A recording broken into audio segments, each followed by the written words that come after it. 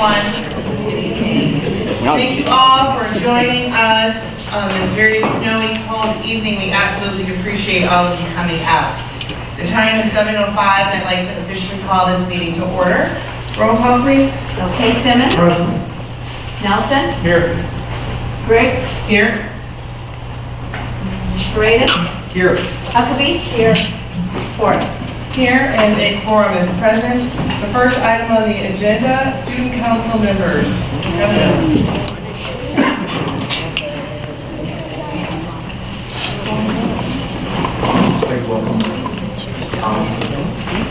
Good evening, everyone. Families, thank you for coming. So for our recognition this month, we are doing our Hornet Student Council. So there was a little bit of research that I've done and tracking. This is the first council that Heather Hill has had in the last 20-some years. So we were excited to get this started. And it is for students 3rd through 5th grades. Each teacher in 3rd through 5th was nominated a boy and a girl from each classroom. And we just started in January, so we're still up and running. But their first order of business is they are completely running the Pennies for Patients program. So for our fundraiser. So they got together, they unboxed all the materials. Then on the left, they ran the entire assembly for the students. Completely ran by Charlie over there with his idea to run it. So we did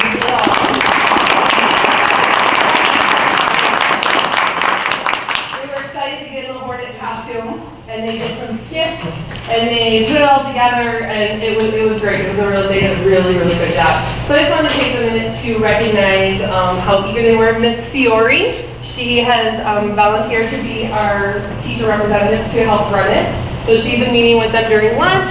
She's been meeting them after school twice a month. They'll meet after school to work on the fundraiser, and they're also working on getting 2 buddy benches for our school, 1 for each playground. So they've got some fundraiser ideas through selling pencils and candy grants and things like that they're going to be running throughout the next couple months to try and raise money for the buddy benches. Our goal is eventually to get the little ones involved somehow. We're not really sure exactly what that will look like, but we do want to involve K through 2 in with them, whether it's helping do activities or bringing them just on to see what it's like. So that's our big thing for right now. So I'd love for you guys to meet them all. All right, guys, thanks for coming. I know it's yucky up. I'm glad you're here. So when I call your name, come on up. And Rachel, Reese. Oh, Reese. Eliza. Stay up here with me, Reese. Stay up here, honey. Eliza. Julia Jenkins. There you go. Xavier Pratt. Janelle Robertson. Sean Skostek. Sean. Come on, Sean. Isla Thompson. There you go. Julian Posey.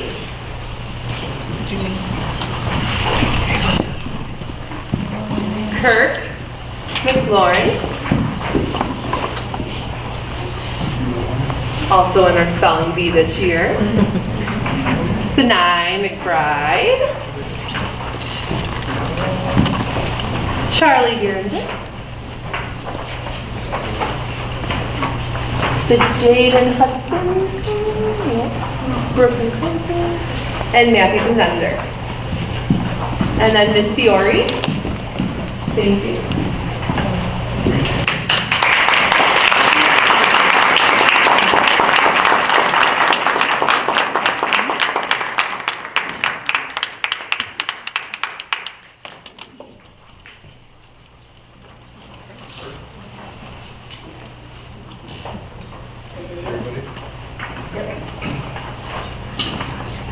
Hold your thing up. There you go. Everybody smile. Nice job, Hornet.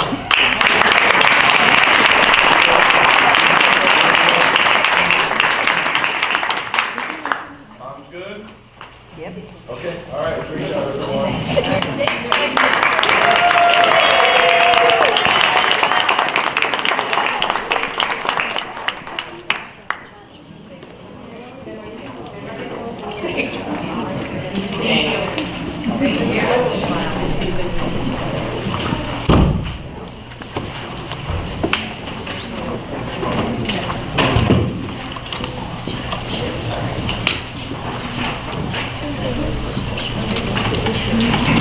thank you all very much. The next item on the agenda would be audience comments, but there's no one who has signed up.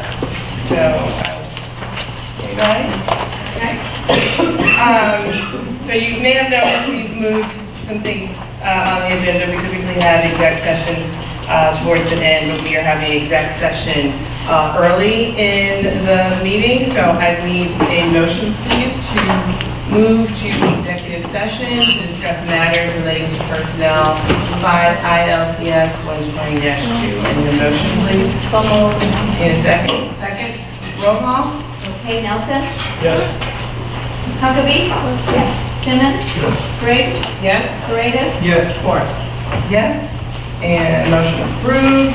I'm not quite sure how long we will be in executive session, but we will return, half hour maybe. That'll be my goal, half hour. Okay. Motion adjourned. Thank you. Ford, roll call, please. Nelson? Here. Huckabee? Here. Paredes? Here. Briggs? Here. Simmons? Ford? Here, and a quorum is present. We will resume our agenda. Next item on the agenda is our superintendent's report. Dr. Smith? Sure. I'm just glad everyone made it in safely tonight. I know that Mother Nature is certainly going to test us over the next couple of days, but we're prepared. I want to thank Scott and his crew for making sure that the buildings are up and running. And our friend is tired of me texting her at 5 in the morning about boilers and parking lots and all those things. So it's really been a team effort just to make sure that everything is up and running. Vaughn Mansfield from Holmes Baltimore High School and Dale Mitchell and only 153 and I have been in very close contact over the last few days. We're trying to coordinate our efforts as best as possible. And Dale and I actually have a scheduled call, 2 of them. First one tomorrow morning at 4:45, and to make a decision about school tomorrow. And then at 10:30 in the morning to make a decision on Wednesday, but also Thursday if possible. Thought is if we have enough information, we can provide direction for our students and families on Thursday. I would plan on, at this point, I'm going to close on Wednesday as well. But again, we'll put out the formal notices tomorrow. As always, the safety of our students, the safety of our staff, trying to get to school, they're what's most important to us. And so we will take every precaution to make sure that we're not putting anyone in an unsafe situation. We'll continually monitor the weather reports, and I'll be up, like I said, early to make a decision about school tomorrow. We try our best to align with 153, but as other South Cook districts are starting to close because of the cold temperatures tomorrow, I'm less concerned about aligning with them and just making sure that we have a good situation for our students and staff. So look for our formal announcements to go out to families and staff tomorrow at 11. But if something changes with our plans for school tomorrow, we'll send something out about that. That's it. Any questions, comments? Okay. Next item, architect's contract.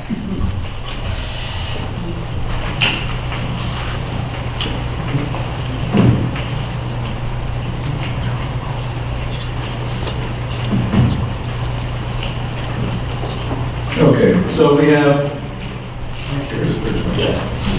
from Wold, we had a chance to, we'll bring this actually back, additional information in the report of the number of firms we originally reviewed and spoke with. The current contract as presented in the board packet has been worked on by John Fester and the attorneys for Wold Architects.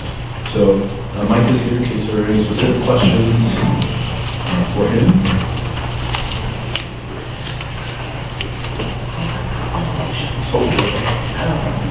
There you go. Can we get a non-password protected version of this? I tried marking it up earlier and couldn't, doesn't need a password protected for some reason. Yeah, before you And copy. I kind of got distracted marking on it. It's like 40 pages long. Sure. Were there any concerns in particular? Everything I saw initially were just nits and typos. Long. Yeah, we can send you a copy.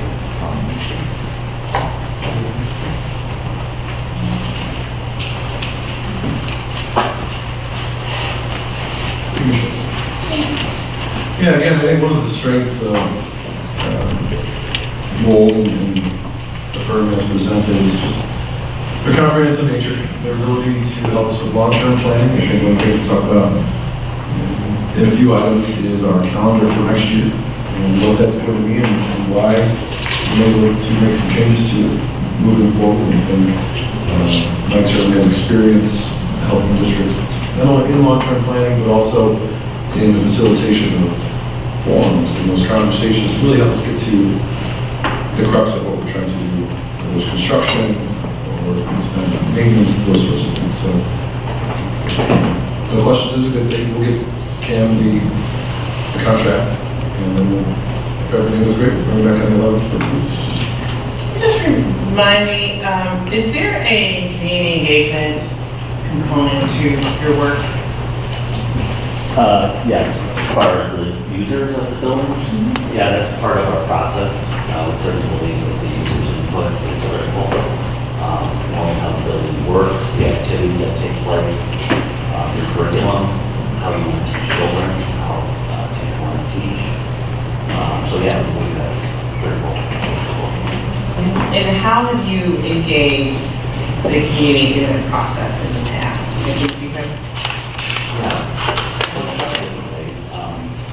There is a community engagement process where we can invite parents, community members to be part of a long-range planning committee. They get together with the administration, with the architects, kind of think tank approach. And try to exact out where the school district will go 5, 10 years from now, what their priorities. So those would be a series of some engagement sessions. Really depends on how much you dial up or dial down. We also reach out, have seminars with local contractors to learn about projects. That's actually that's a way to get our local contractors, one, just more knowledgeable about what our planning is, but two, just, I mean, we don't know who all the contractors are in the community, and we absolutely try and use local contractors as much as possible. So this is another way to engage them in a different kind of way, and maybe, there are new people who can pop up on your list. Any other questions or comments? Thank you. Thank you. Next item, November and December financial reports. Any questions? Any questions? Any questions, comments from Ms. LaBelle? I love your presentation. Like my pictures, I like that. They're so much fun. Nice to look at side. I do. I love them. Any other questions? Okay, no questions? Thank you. Substitute teacher pay scale. Questions, discussion, comments? I know that with the substitute, we're looking at the pay structure part of it, but I guess my concern too is as we're evolving and going into this, and I think I brought this up before, is having substitutes in there that can actually teach the subjects, especially when we have teachers that are out on FMLA for long periods of time. There are gaps in the learning, I think, for kids. I mean, they actually miss out. I understand having a person there as a body is important, but someone that's knowing the content. I know we're at a shortage that's across, the country, maybe, the teachers, but I'm just wondering, are we focusing on that piece? I know pay is important, but are we looking at that in terms of, do you know math? Can you teach this honors algebra course? Or is that not a part of the component and this is just a structure to try to get the pay? So I would say it's part of both. I would say if we're reacting to an absence, teacher gets sick tonight, can't come to work tomorrow, we're fighting with the best sub to get into that classroom. Principals do a really nice job of interviewing and hiring for FMLA leaves, maternity leaves, those sorts of things, so that we can find the most qualified person. So it's a little bit of both. We certainly hear you on having substitutes that are qualified or at least hopefully experienced in those areas. And I will tell you, depending on the grade level of the subject, we have better luck than others. 8th grade math, probably not the best luck on our own. Kindergarten, you can take care of that next time. But we try very hard. I think this will help us attract a larger pool. Right now, we're suffering from unfilled positions. And when that happens, at Parker, which is what happens quite often, teachers are missing their plan periods. We're having to assign them into those classes. It's just tough. We lose on all that because the teachers can't plan for their next classroom. Yeah. And then we have a bunch of different adults going into those classrooms. So this makes question like this competitive, as you look at the surveys, you know. Yeah, we're not at the top, but we're not at the bottom. We're probably middle high from the right end. Towards the high end, but not at the highest. I mean, we'll never be able to compete with HO. Ever. And so, we know that, but we do have to be able to compete with Park Forest and Chicago Heights 170 and Old 153. Those districts. Steve? So, in looking at this, and I subbed for, I had some experience with this. I subbed for a number of years when the economy went into recession, and there were, remember at Hinsdale, there was like 153 different subs they had daily that they pulled out of a folder. There was like a ton of people in person. My experience over at Bloom High School is that we really struggle to find subs every single day because unemployment's really low, and so what I was encouraged that we are raising the sub pay because we do have to be competitive because, my experience as somebody who was looking for a full-term teaching gig, I didn't care what they did. It was really about getting in the door, whereas, somebody who was looking at this as, it's a side gig, there was people who would wind up being a parapro for a special ed department, and they complained about what they actually had to do, what they're expected to. So in thinking about this, have we considered, giving some subs like a certain sort of value, or is that, are we shooting ourselves in the foot and getting into a big mess? If we have a cadre of subs that we like and say, look, you're good, we like you at 8th grade math. We think you bring a lot of expertise. You may not even be a trained math teacher, but you can tell that you have good classroom management skills and these things we look at when a teacher's not in the room. And maybe even look at, this is its own little pipeline to get people to think about finishing up any certification they need, and applying as a full-time teacher or as, some longer-term permanent position. Just because, with my case and with lots of other teachers that were looking, the buy-in was that eventually there was a future there. And I think that part of the problem with not paying somebody is they immediately feel they don't have a buy-in, and so they're not giving 100% when they are subbing in schools where technically they're the replacement teacher for our perfectly expert teacher that's now in a professional development. So this might be a conversation down the road, which this is a component, and I think this is certainly a good start where we think about how do we foster a relationship with a pool of subs, whether it's a retired teacher who really just loves teaching, they've retired, but they still want to come back 100 days, 90 days out of the year. And, how do we really foster a culture of attracting great guest teachers in our classroom and, show them that we're interested in investing in them as much as we want them to invest in us, especially if we're pulling a lot of teachers out on a regular basis to go to these important PDs. And you now have someone in the class that we don't really have a system in place where we can say, this is the best person in, 20 miles. And they really want to work with our kids and be part of our success story. Does that make sense? Kind of. Okay, so if there's a So lot of if I'm hearing you, it's looking more kind of like a cadre teacher. Yeah, Yeah, I think that's something that we can look at. Our sub-pool now is not made up of future teachers. right.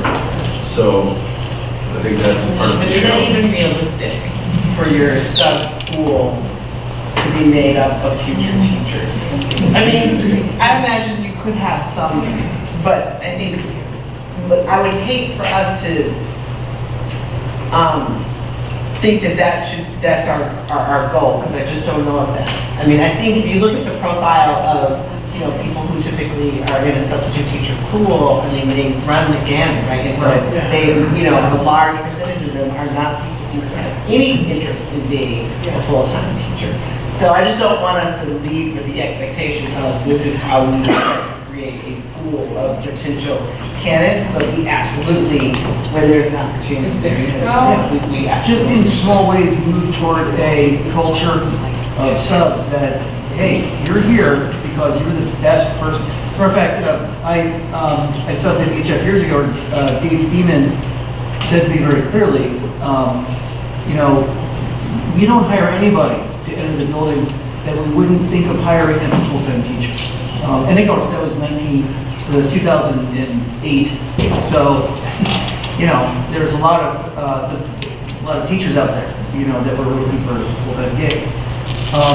But just in terms of looking at this as a component moving forward, I would suggest down the road, I don't know what the time frame is on this, when we start to think about building a culture, a subculture, for lack of a better term, that people are looking at not as this is, I'll work here for today, and I'll get there eventually, as people who are have a commitment to, I really want to get into this class, or I love working with those kids.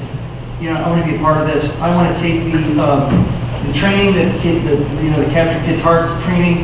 I want to, move toward a stronger relationship. Because I think that is going to make a big difference, especially when if we have to pull teachers out for PD. You said that we can't compete with high school. My question for you is, for the classes that we have, that are the high school classes, what would make someone come to Parker to do algebra when they can go to the high school and do stuff there for algebra? It's the same class, but I just wonder, are they attracting a different caliber? Paying considerably. Paying. I think the high end of the HF substitute scale is somewhere around $138. It's just high. What is the, how much money have we spent in sub last year in total? Do we have a ballpark on that? Not off the top of my head, but I want to say it was in the range of $100,000. So one of the things we've talked about for next year is just, the nexus of the teacher being out of the classroom for a self-inflicted nature, and literacy training, all those sort of things. And its effect on student learning, but also its contribution to our sub-issue. So we're really trying to look at ways next year to not remove teachers. Because realistically, teachers are human, they have children, they get sick, they do all these things. And when you add those absences, which are just typical working absences, on top of X number of PD days, well, if they were a student, we might call them intruders. Or chronically absent, right? So on our end, we want to balance professional development, we want to balance all those days that we're removing teachers from the classroom with the value that they will provide being our most talented people who work with children. So I think next year we're going to try to drastically reduce the number of hours that we're employing teachers. That will certainly help. I think as we provide training to Steve's point, to sort of strengthen that relationship with the substitutes, we will create some connection there. And I think we should just ask them. Let's just grab a few substitutes and ask.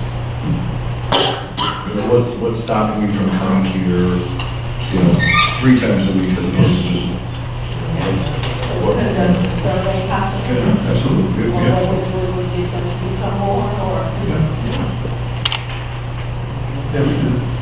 Now, does any, this is just one more question I have, and I don't know if this is still today or if it ever was really, but was there ever a point where as retired teachers, in order to keep up certain, I'm not gonna say licenses, but maybe something within their insurance or something, that if they sub so much, I may not even be saying quite right, but there was some kind of motivation for people to teach, after they retired and they come back and do substitute teaching. Anything, did you ever hear anything like that or similar? I mean, we have teachers who retire and do sub, because they're collecting their pension, and then they can work 100 days. But so far as anything else, no, I mean, they're, Oh, benefit. Okay, okay. Any other questions about the substitute teacher pay scale? Next item for discussion, school nurse salaries. Questions, comments? Still low. But compared to, what our kids are making in hospitals, you're not going to track them. Okay, unless they're looking for a second job, the 12-hour, the work schedule going on. But I mean, it's better than what we have. Again, we lost weight in high school, so we can't compete. We're not trying to, but we have to be competitive. And be attractive. We think this will go a long way, at least to move us in that direction. Any other comments? Next item, first reading of revised policy 7270 and 7275. Questions or comments about the revised policies? I have a question. So, the recommendation for the do not necessitate policy, what do you know why that was recommended? I mean, it's just this, I understand it, it's just, I'm just thinking practically, if a kid comes to school and has an issue, and then now the late, and I haven't formulated whether I'm okay or not okay with it, but I'm just thinking of the course of the day, and somebody has a do not resuscitate policy on file, then is that on us? Is that something that we give to the paramedics that says, okay, it's just it's a peculiar spot to be in. Oh, sure. So typically, this would reference students who are mentally fragile. We don't have any programs necessarily. In a previous life, I did have children who were very, very fragile, and sometimes they would pass away unexpectedly in the grand scheme of things, but overall, it probably was expected. And so that's where you would have those contingency plans in place.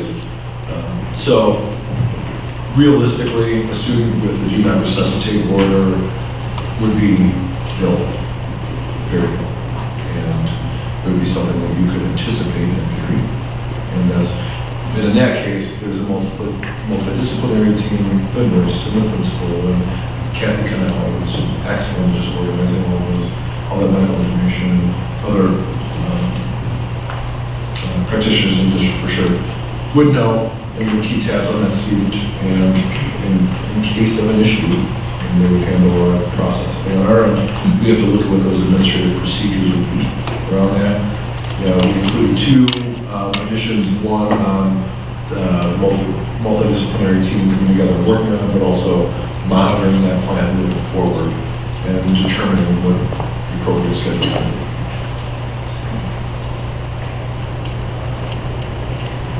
Any other questions? So the red line you gave us is a ISB suggested red line. You're suggesting we not adopt the medicinal marijuana portion of that, right? Correct, it could have an effect on our federal law. So, ISB actually adopted a policy that they're recommending to school districts that would put school districts in a position of medicating their students with marijuana. That's their recommendation.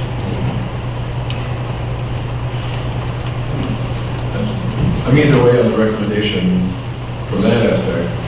It's the chance to lose federal funding that I'm more concerned about. Yeah. Okay. Moving, next item on the agenda is Parker's ESSA rubric presentation. So, as you know, Parker and their team, they've been working through the Illinois Quality Framework, looking at the different standards,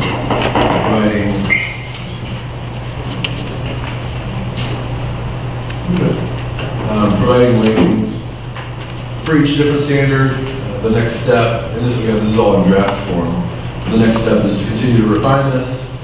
We have to submit the initial rankings for each of the standards to Kevin. You want me to open up? Submit the initial rankings to the state, and then come back with an action plan.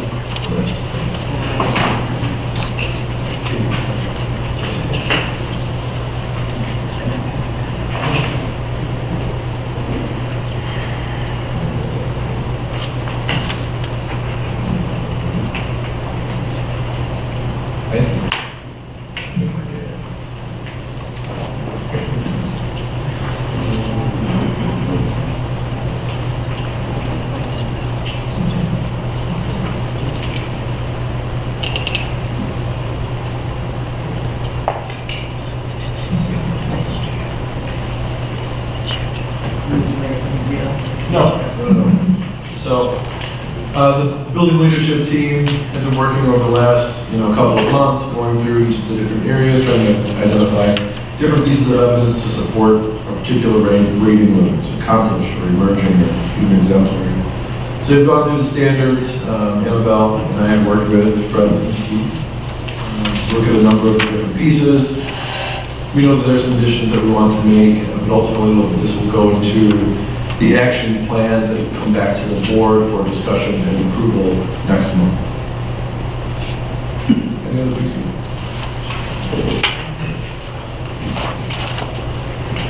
Good evening. Dr. Smith shared a little bit as far as about the process, but just to let you know a little bit more. So we did gather the DOT, and we divided the standards up. It's a lot of information as far as the standards, and so we divided the information up. And then we came up, each group came up with a rating, and then we shared those ratings out as far as with the group. Then we discussed as far as the ratings, and then we decided what we felt best fit based upon the evidence which we found. We were thankful as far as to have Dr. Smith and Mrs. Crawford to join us, to be with us as we met. We started to prioritize as far as to look at the different standards and to see which ones would really help us to move forward as a school. And so we started to focus a little bit more on standard 2, 3, 5, and 7. And so those standards mainly focus on school climate, along with planning and instruction. And so we felt that these areas, if we really put our effort as far as into these areas, not only would it improve our ratings, but it would also improve our school. So we identified some key areas as far as for opportunities for us in our effort as far as to create a high quality learning environment in which all the members of our community feel valued and appreciated. And so one piece the district has already started by creating a district leadership team, and so that was a piece that we didn't have. We felt that the work was being done, but we didn't have, according to their standards, a district leadership piece.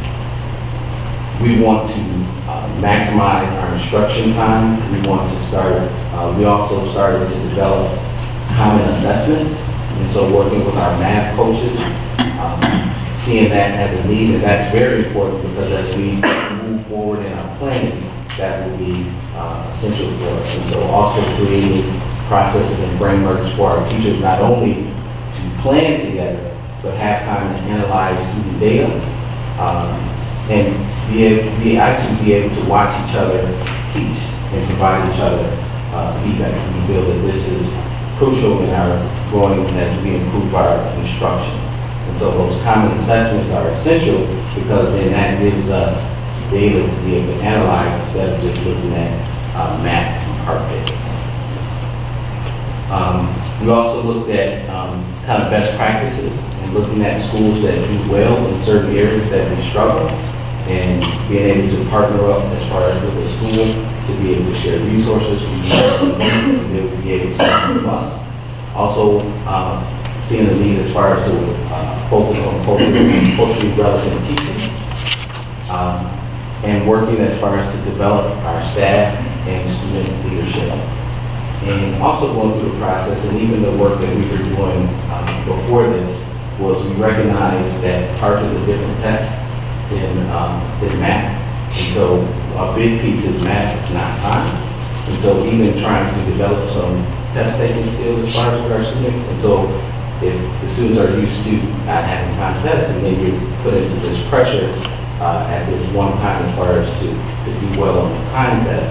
So how can we embed that in what we already do before they have to take that test? Can you just remind us again, so what's the significance of the items that are highlighted in yellow? So what's highlighted in yellow is what we deem as far as to be our rating in that area. As far as, I'm sorry, I said that Is what we deem to be our rating in that area, where we're at currently. okay, where you're at currently. And this is a self-assessment. This is a self-assessment. And I would say there was a lot of debate in regards to where we would fall as far as on the assessment, in regards to just different philosophies, different understandings. We have different lenses. What would you say was the most contentious thing you debated, that there was a disagreement on?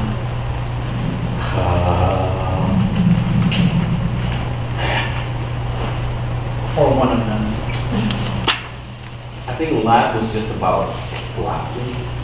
And so, and having to clarify certain pieces. So if we say high expectations, so what does that look like? When we say, because we'll say, yeah, we all have high expectations. And so, but your high expectations might not look like my high expectations. And so, that was, is anything that comes to mind? There was a lot of talk about long-range planning and what we viewed as long-range planning and lesson planning and how we view that through different lenses. And so just talking about how do we map it out and how do we make sure everybody's on the same page. And there was quite a bit of debate over, I would say, every meeting we had about what that looked like depending on the subject areas. And so, like when you think of a special needs student, and is the bar the same as far as for them as that it is as far as for someone else? We talked about the developing the standardized testing or the common assessments. And so teachers have the ability to be able to create their own tests, and so having conversations why it would be important for us to be able to have a common assessment, for us to be able to sit and analyze data together, to be able to plan together. And so that was a big piece of our discussion. Yes. So would you say that this as a model of, trying to identify these, what an expectation is, building a common vocabulary so that when you say success in class or classroom management or, whatever philosophy-based outcome that we have, that this is something that is common throughout the different domains that you have looked at? Or is I'd this say something- somewhere a little bit, I would say they were different. As far as, based upon the different standards. Some of the things were a little more cut and dry in terms of practice. Yes, you do this, no, you don't. Those type of pieces. And how did you all decide on which standards you were going to focus on? So in terms of, so we did the whole, we went through the whole rubric.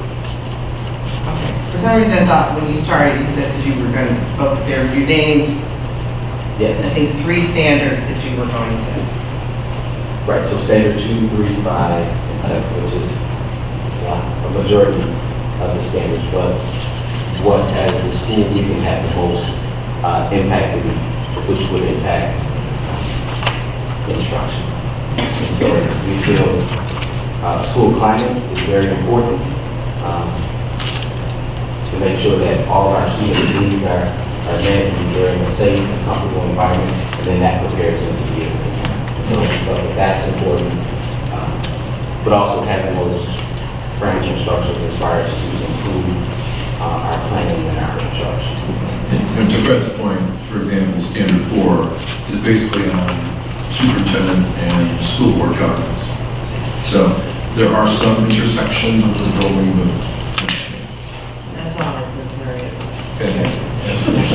No, always room for improvement. I mean, and so I do think that part of the analysis that is done should include how best we can support the work that Parker is trying to do as they focus on these 4 standards going forward. So, I mean, I jokingly said it's, we can exemplary mark, but that's far from being the truth. I think that there is much work that can be done in terms of communication and support going forward. I mean, I think part of our challenge to date has always been at the point at which we feel like we have a decent understanding of Parker, it's when stuff like this happens. It's sort of, when things sort of blow up. And so instead of us having to react to things, it would be most beneficial if we are better informed and we somehow become a part of the process as it is appropriate so that we can provide better support. It also gives, Parker staff the opportunity to come before the board and let us know sort of where progress is happening, where progress is stagnant, and, so that nothing is surprising to us when we get, whatever our next rating might be. Like, it would be fantastic if whatever Parker's next rating or any of our schools, it's not a surprise. We're moving forward. And we are expecting as far as to do better with that part of our rate. And so even before all of the plans that were put in place, even from the beginning, we had to tweak those, but we know that there are areas for us to improve. And I would say we have that supported as far as possible. So we appreciate that support. Do we have, did you mention that there's a student input in terms of understanding even things like kind and culture or things that maybe a student might have some input that might be relevant? Obviously, the board, administrative interaction is not something that they would chime in on, but something like kind and culture, something like that, the day-to-day runnings of the school. Did you get any feedback from that? Yeah, so we have this year we started a principal advisory team. And so we met 3 times. And so they provide input. So I share information with them, information that they might not know in regards to where we're at as far as the school efforts that's being put in place as far as to improve the, not only the climate and culture,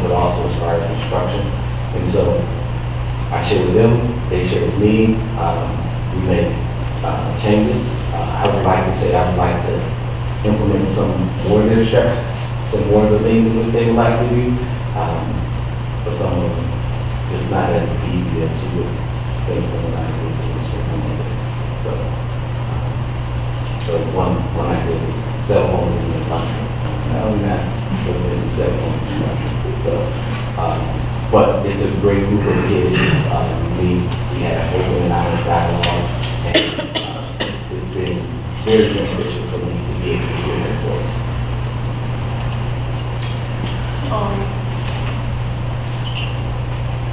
I just want to make sure that I totally understand this piece and how it addresses the overall part of, and maybe I'm wrong on this, I just want some clarification.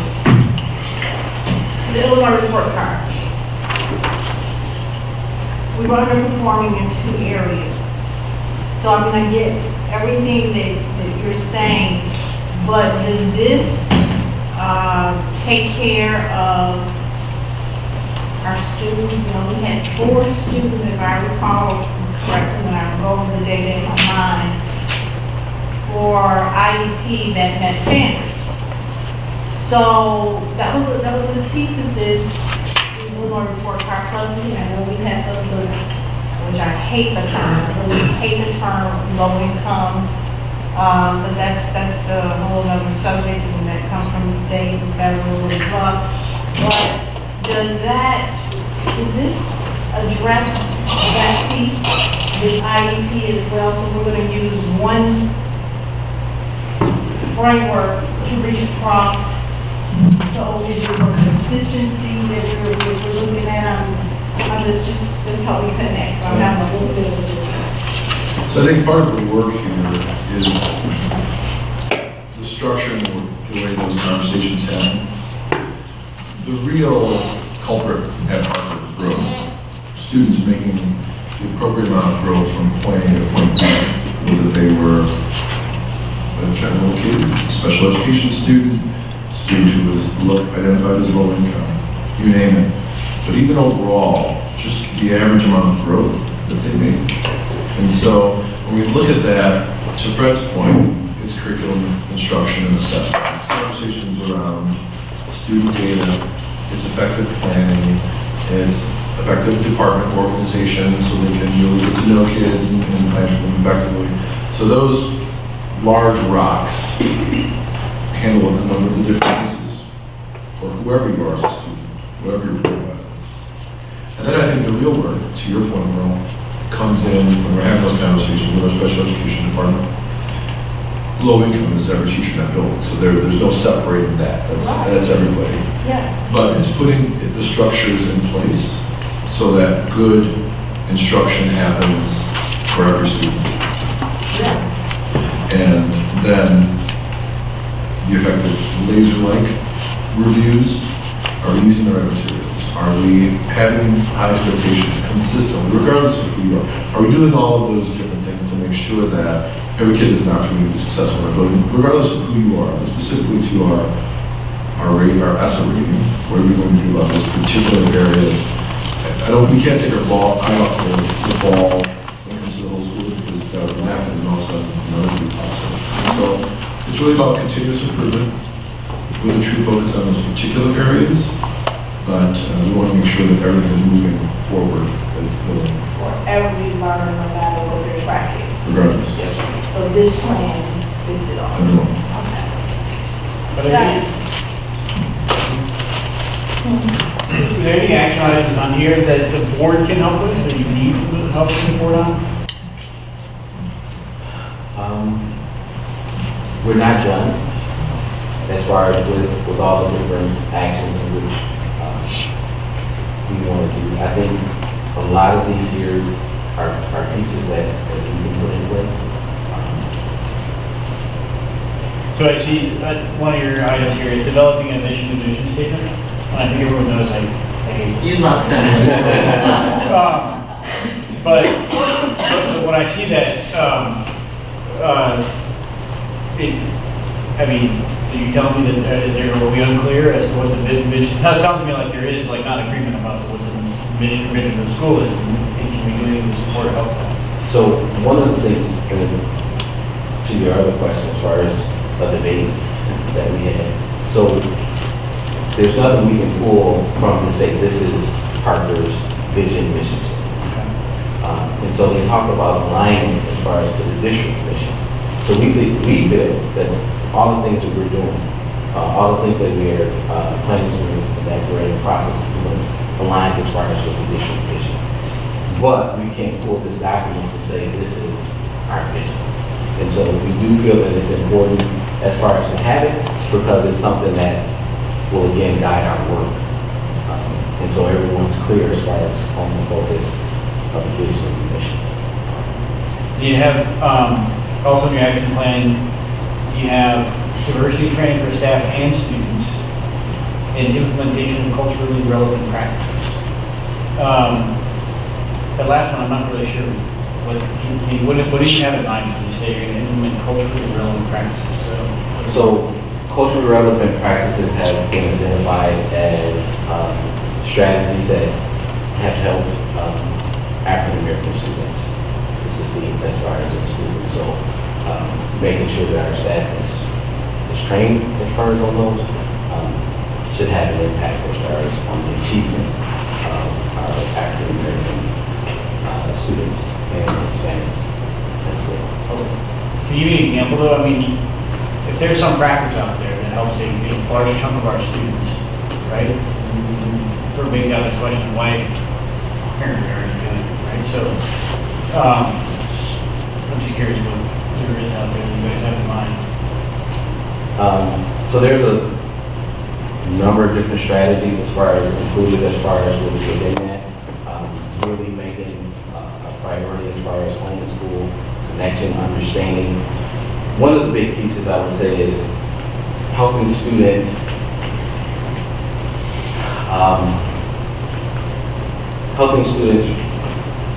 understand and appreciate for the building, to understand and appreciate the skills in which students come to school with, valuing their culture and not allowing them to grow in their culture while also growing in the mainstream culture. And so really, and one of the pieces what I'm really excited for as far as Capturing Kids' Hearts is because it provides some strategies for our staff to get to know our students. And so one of the big pieces in cultural relevant teaching again is knowing your students and allowing them to be able to share. So all of our students now are part of Capturing Kids' Hearts are sharing good things. And so that allows them to be able to share who they are, the celebrations as far as in their life.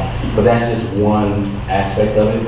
Also, going against as far as the status quo, how the different things that are happening in our community that affect our young people, how is that embedded within the curriculum?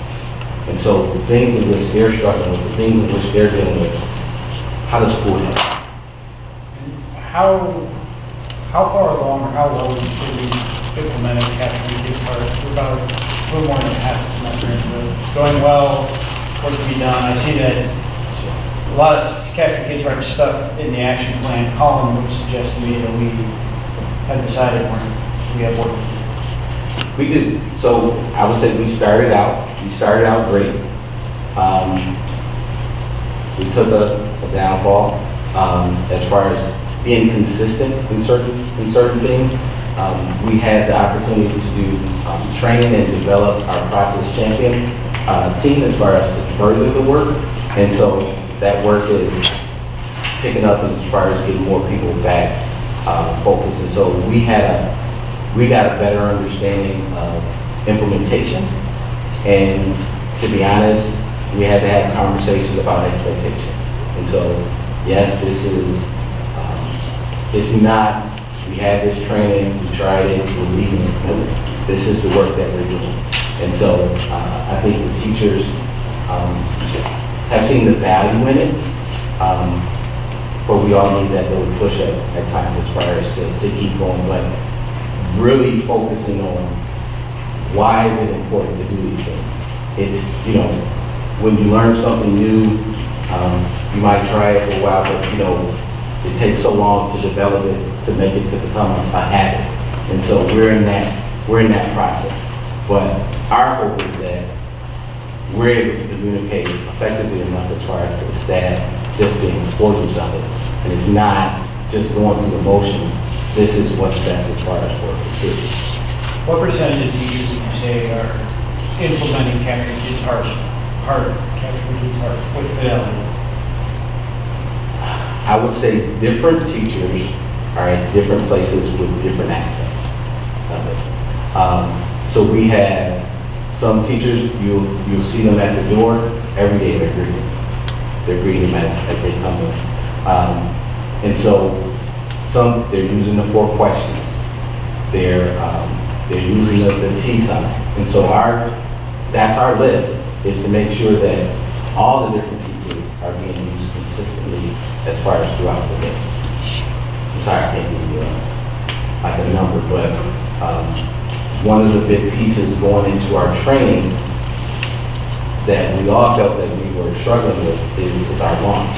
And so at the end of the class, you know, how do we lead students, how do students lead the class on a positive note? And so after going through that training, I would say a lot more of our teachers are implementing the launch. I think different people do the greeting in different ways. We're doing the fist bump, we're doing the elbow. Students are sharing more of their good things. The students are following, I would say the teachers are following the 4 questions. I think that's been a positive. All of our classrooms have as far as the social contract. And now the question is, okay, so we created the social contract, but we don't want it just to be a poster on the wall. So now, how do we continue as far as throughout the day, refer to the contract so it's a living document? You have questions, Steve?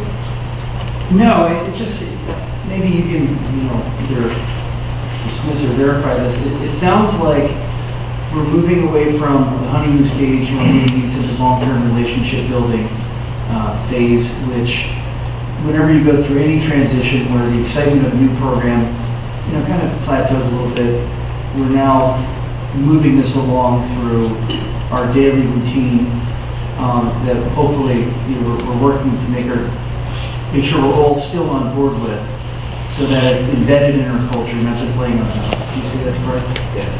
And they even provided us with some tools, and so all of our staff meetings, they start with elements of capturing kids' hearts. And in fact, our agenda is made with elements of capturing kids' hearts. And so not only we're modeling those pieces as well, so another way as far as getting those pieces going.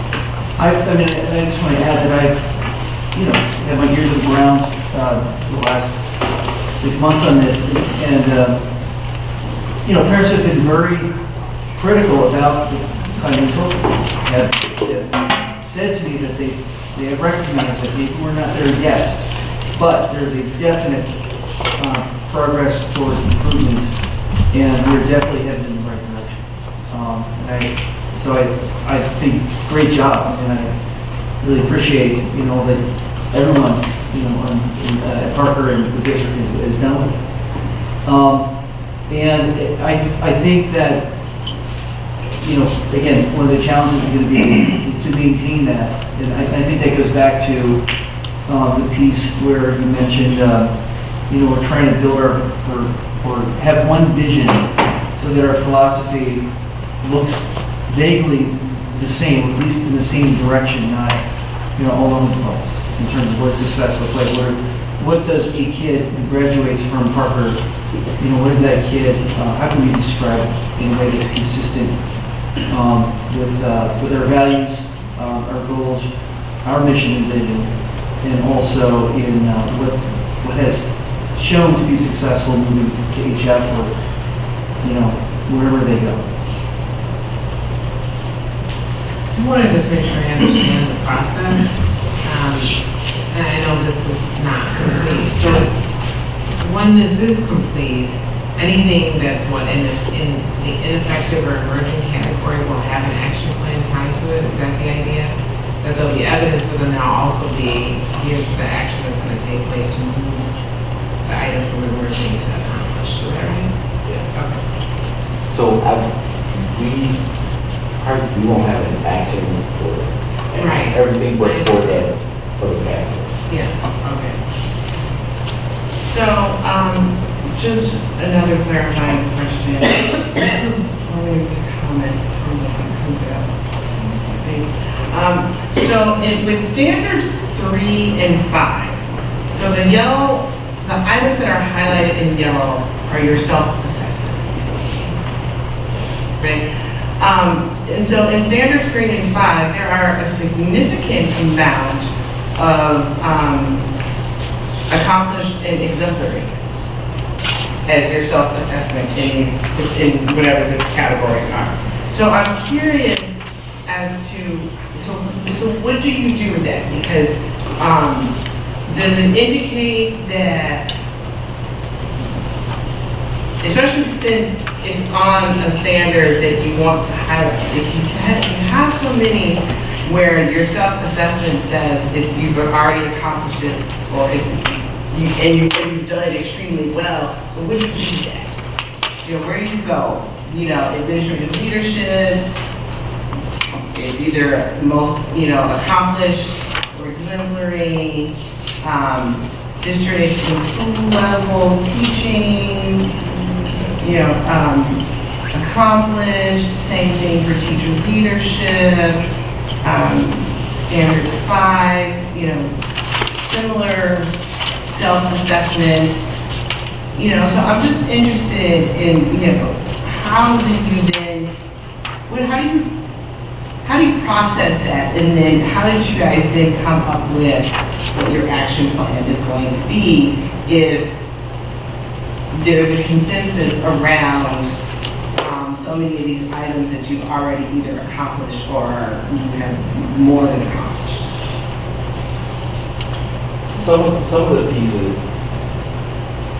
so I'm in 5, just deals with as far as process. And so when we look at like our appraisal process, and we look at how those things were set up, the stakeholders that were at the table, according to the standards that would support the rate. But I see there's a lot of immersion with a few of those pieces that was greater than everything. I mean, so for example, so professional, for indicator A, all educators engage in continuous learning opportunities for professional growth designed to improve school and classroom practice as defined by the academic, physical, social, emotional, and behavioral program needs. So all that's been accomplished. You're in A. 5. You also have to remember, these aren't solely on the backs of the school too, so that one directly runs primarily through the learning and instruction department. Right? So it's fighting the overlap and our level of security. So then, I think what said, some teachers participate in job independent professional development. There's nuance to that word, because I think the next step up is most. So which ones do we want to focus on? Which ones do we ultimately think will give us the best bang for the buck and help us move the most amount of teachers and students over? I guess, I want to say one thing Michelle too, because, so what you're describing was my initial frustration with the rubric itself. So the tool itself is flawed in a couple of ways, which was why when they first brought this, I was mostly worried about all stakeholders, because depending on the lens, so some of these are, is there evidence to say that there is professional learning? Yeah, there are. But why is that even important? Is it being used? Is it being implemented without? Is there a way for us to figure out if it's being used? So in some, I have some issues with the rubric itself. They're asking the wrong questions in a lot of cases. So you end up having a category here that looks like accomplish, but are we really? And how do we then put or how does, Fred and how do you and your team put in place the next step, which is, that's why I'm so worried about the action plan, because I see that even though this is accomplished, there's an action plan associated with it. And then how do we then, kind of the next step, communicate to the state, yeah, based on your thing here, what's accomplished, but we know that if we don't do these things, we have a problem. So without, sticking it to the state that their rubric has problems, how do we say, we're still gonna work on this, and we know whatever, that we have to fund more? How do we do that? That was just my initial problem with this in the first place. I mean, so I agree, I think that, I don't like this format at all. These are But the I- same people that gave you the marijuana recommendation. So, but what I do want to caution us from doing is, I don't want this to give, because our self-assessment says that this, we accomplished this, or, we far exceeded, or whatever. I don't want it to give this false sense of, okay, we're good in this category, so we don't need to focus on that. And so that is what, looking at how these things are highlighted, that's what it does, that it gives me this false sense of, we're good in that, so let's just keep skipping, because if you identify 2, 3, 5, and 7, then I'm expecting that, there's an action plan that probably addresses all of these in terms of how do we improve in every single one of these categorical areas. So I just don't want us to walk away from you guys internally to say, I know this is our self-assessment, but there's still work that needs to be done. Like, I don't want us to get into this comfort zone because this is where we think we might be. So regardless of this quirky tool, like, the challenge should be, how do we get better and improve in each and every one of these areas? And I think what we try to do is to acknowledge the work that has been done, to acknowledge the professional development that is taking place, particularly as far as around my perspective and also math. So if we look at human action plan, we look at as far as other areas, maybe that type of professional development. I can just add also, I think to both of your points, the next step in developing the work plan is connecting the dots between all of these standards and the different ratings with the student performance data. And saying, okay, so if we're saying we're here and there's a level of subjectivity to a self-assessment, to Fred's point, we're honoring the work that's been accomplished and honoring the minds that are in the room that are taking into account all of the work that's been done over the years, and that's comprehensive. That's not just a one-stop, one and done set of things. But the next piece is to take the ratings that we've given ourselves and couple that with, so if we're accomplished in professional learning, but yet we're saying that we're emerging in instructional practices, where's the disconnect? What do we need to do? And that becomes the work plan for those two standards, essentially. So can you just walk us through what the timeline again looks like? So this goes to the state at the end of the month, and then what? Then we have to work on the action plans, the questions that we have to answer those questions, and then we have to do it ourselves. So the action plan piece that's due when to the state? End of February. Oh, so all of us are due in February. This is due in January. Oh, I'm thinking it's February. Okay, so that's end of February. So can you highlight for us then what the plan looks like in terms of implementation of these, so at the end of February, we now, we have how many months left? 3 months left. So so you don't need to answer this today, but when this comes back, it would be helpful if we now know, so what does the rest of the school year look like? Because we don't obviously want it to be a wash. So what does the rest of the school year look like?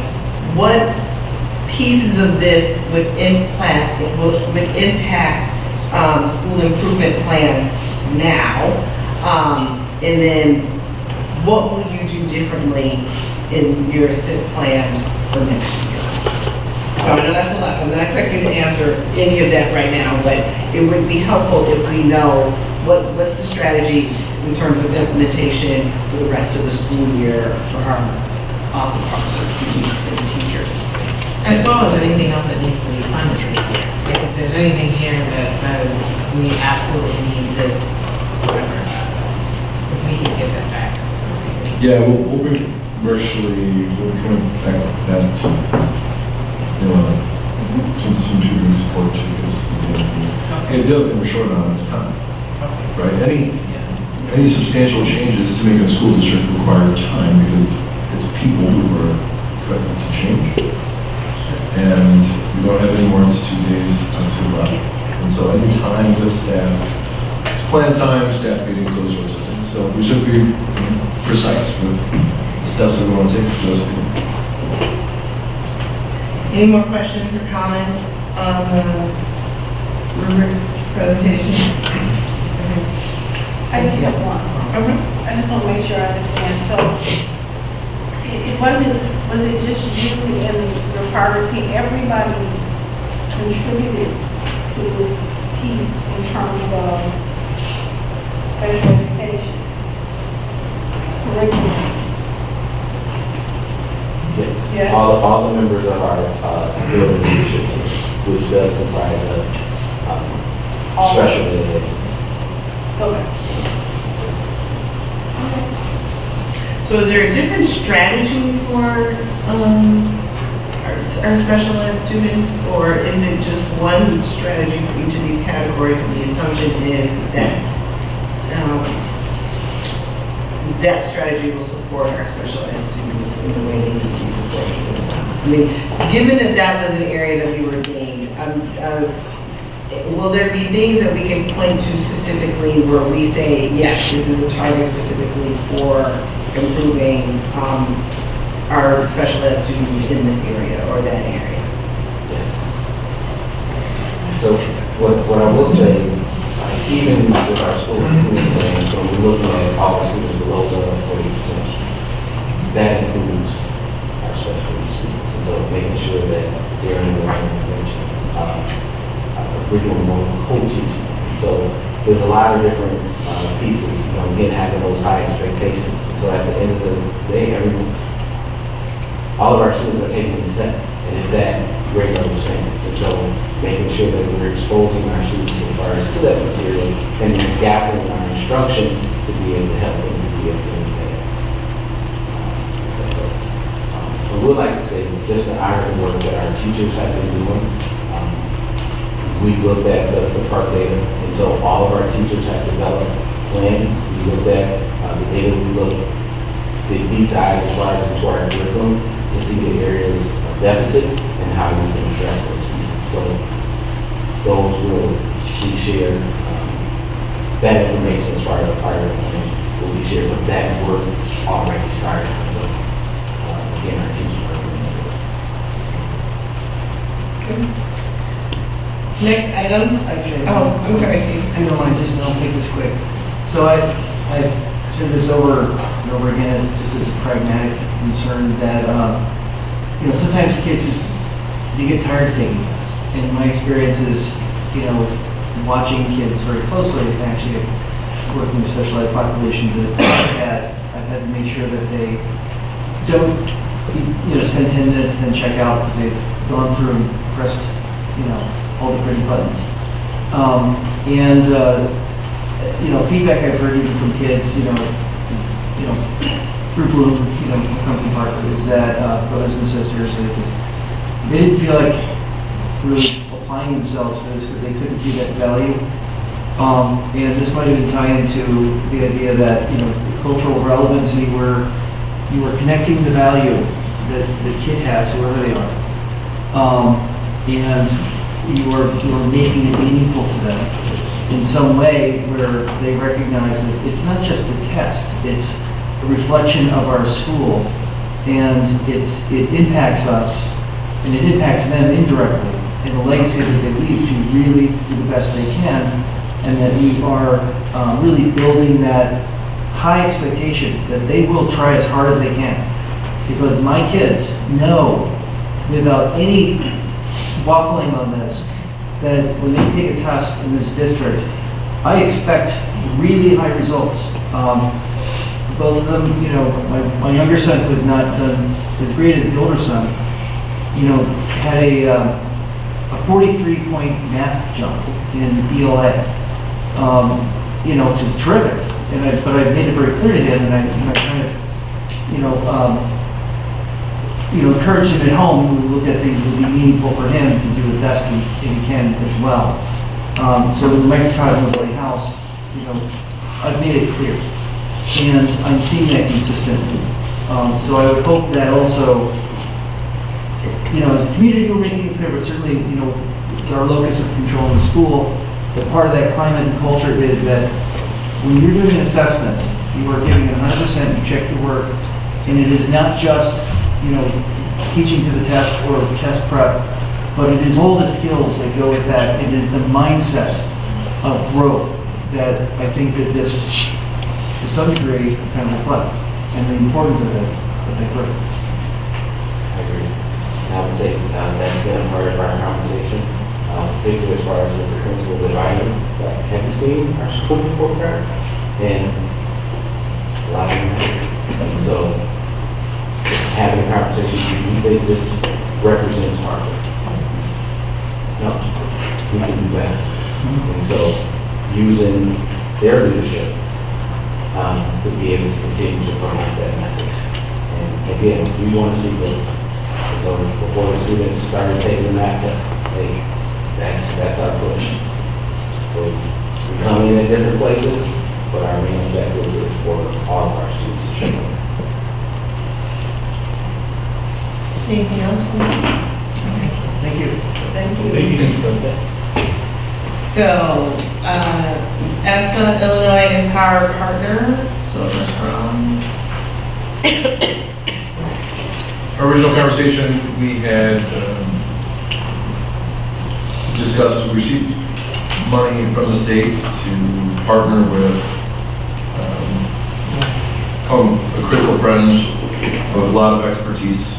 And there are a certain number of vendors who are identified by the Illinois State Board of Education as being approved. They've already negotiated the contracts. These are the last best prices you're going to get in order to use the ESSA funds. The vendors have to be on a certain list. So I'm looking for a partner.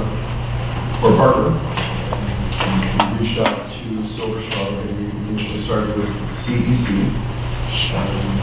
So the feedback was we've worked with them for a number of years on the instructional side, and we haven't always seen all the best results. And so coming back to the drawing board, Silver Strong is a reputable group. It's certainly been some of the best professional development I've participated in my career.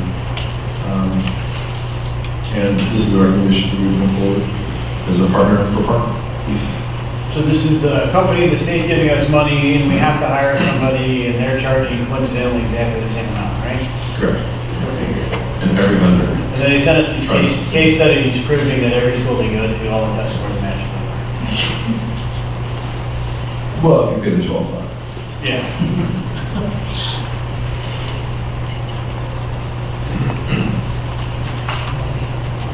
But it's, our next lead is because we've changed our structure, right?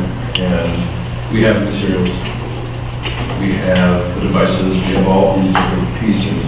We have to make sure that we're delivering effective effort for students, which I would categorize as using the right strategy on the right problem with the right level of intensity. And I can't say we're doing all the time.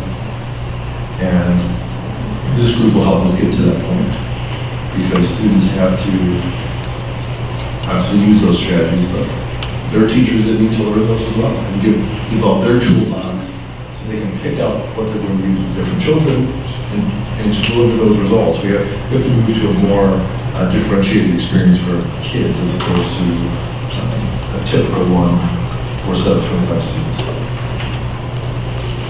So as I read this, they're going to spend a day with sort of administrative leadership and then 2 days with more of a building level leadership?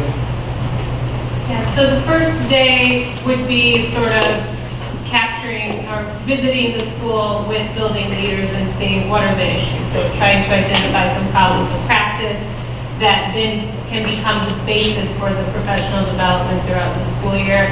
So then we would have leadership trainings over the summer that would be definitely building admin, but perhaps some members of the building leadership team that include teacher leaders as well, to be able to learn some of their instructional leadership tools and their classroom practices, but also really those key tools for providing teachers with effective feedback to be able to change their instruction on a consistent basis.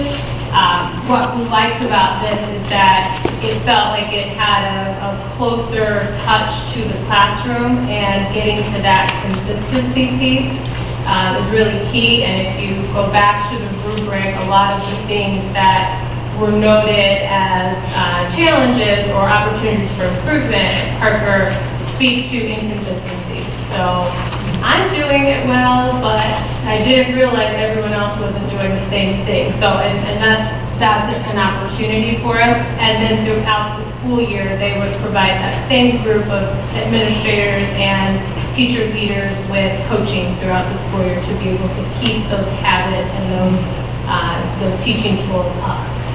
And we would like to do this for 2 years. I would prefer us not to do a sort of one and done, 1 year thing where it kind of goes away, but they have a plethora of instructional tools in their literature and in their trainings that I think there's plenty of material for us to be able to focus on for the second year as well.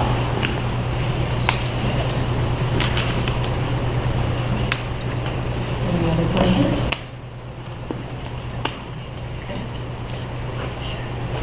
Next item, Parker Springfield trip. Yeah, so this is coming back, this is based on our initial conversations, seems like so long ago, it was actually just a couple of months ago, and talking about the NJHS trip to Washington DC. I do have an updated price, I meant to include this originally.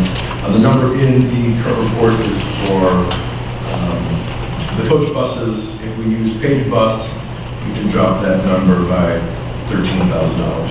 So it goes down to a total of $21,330 if we use Page Bus as opposed to coach bus.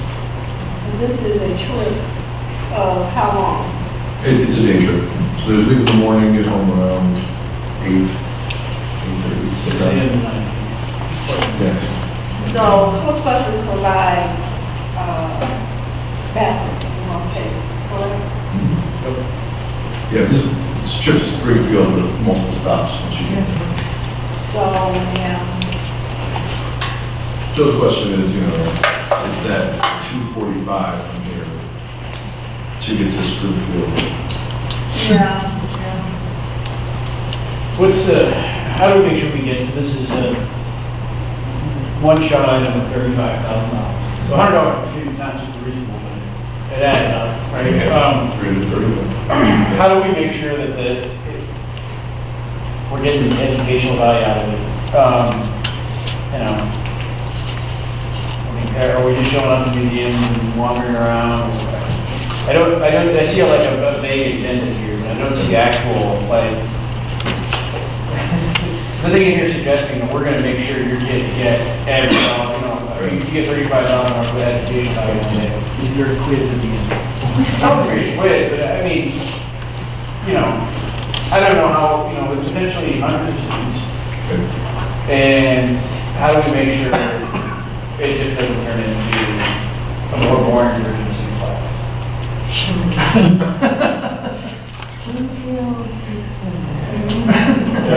If you want to be excited to go and actually learn stuff, and I haven't been to Springfield and haven't been doing stuff with kids, so I don't. Sure. But to be honest, certainly the Parker team, but the value of using comic tour guides. We can speak with the company and get some more information on the agenda. And then the other thing is this we're looking to provide some equity coming out of the NJHS offering. I think we're 30 kids. who are going to Washington DC from MJHS. So this was an alternative, again, offered to everybody. 30 out of how many?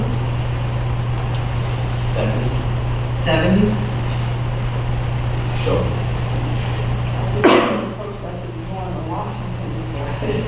yeah, right, I mean, it's a lot of money for the buses.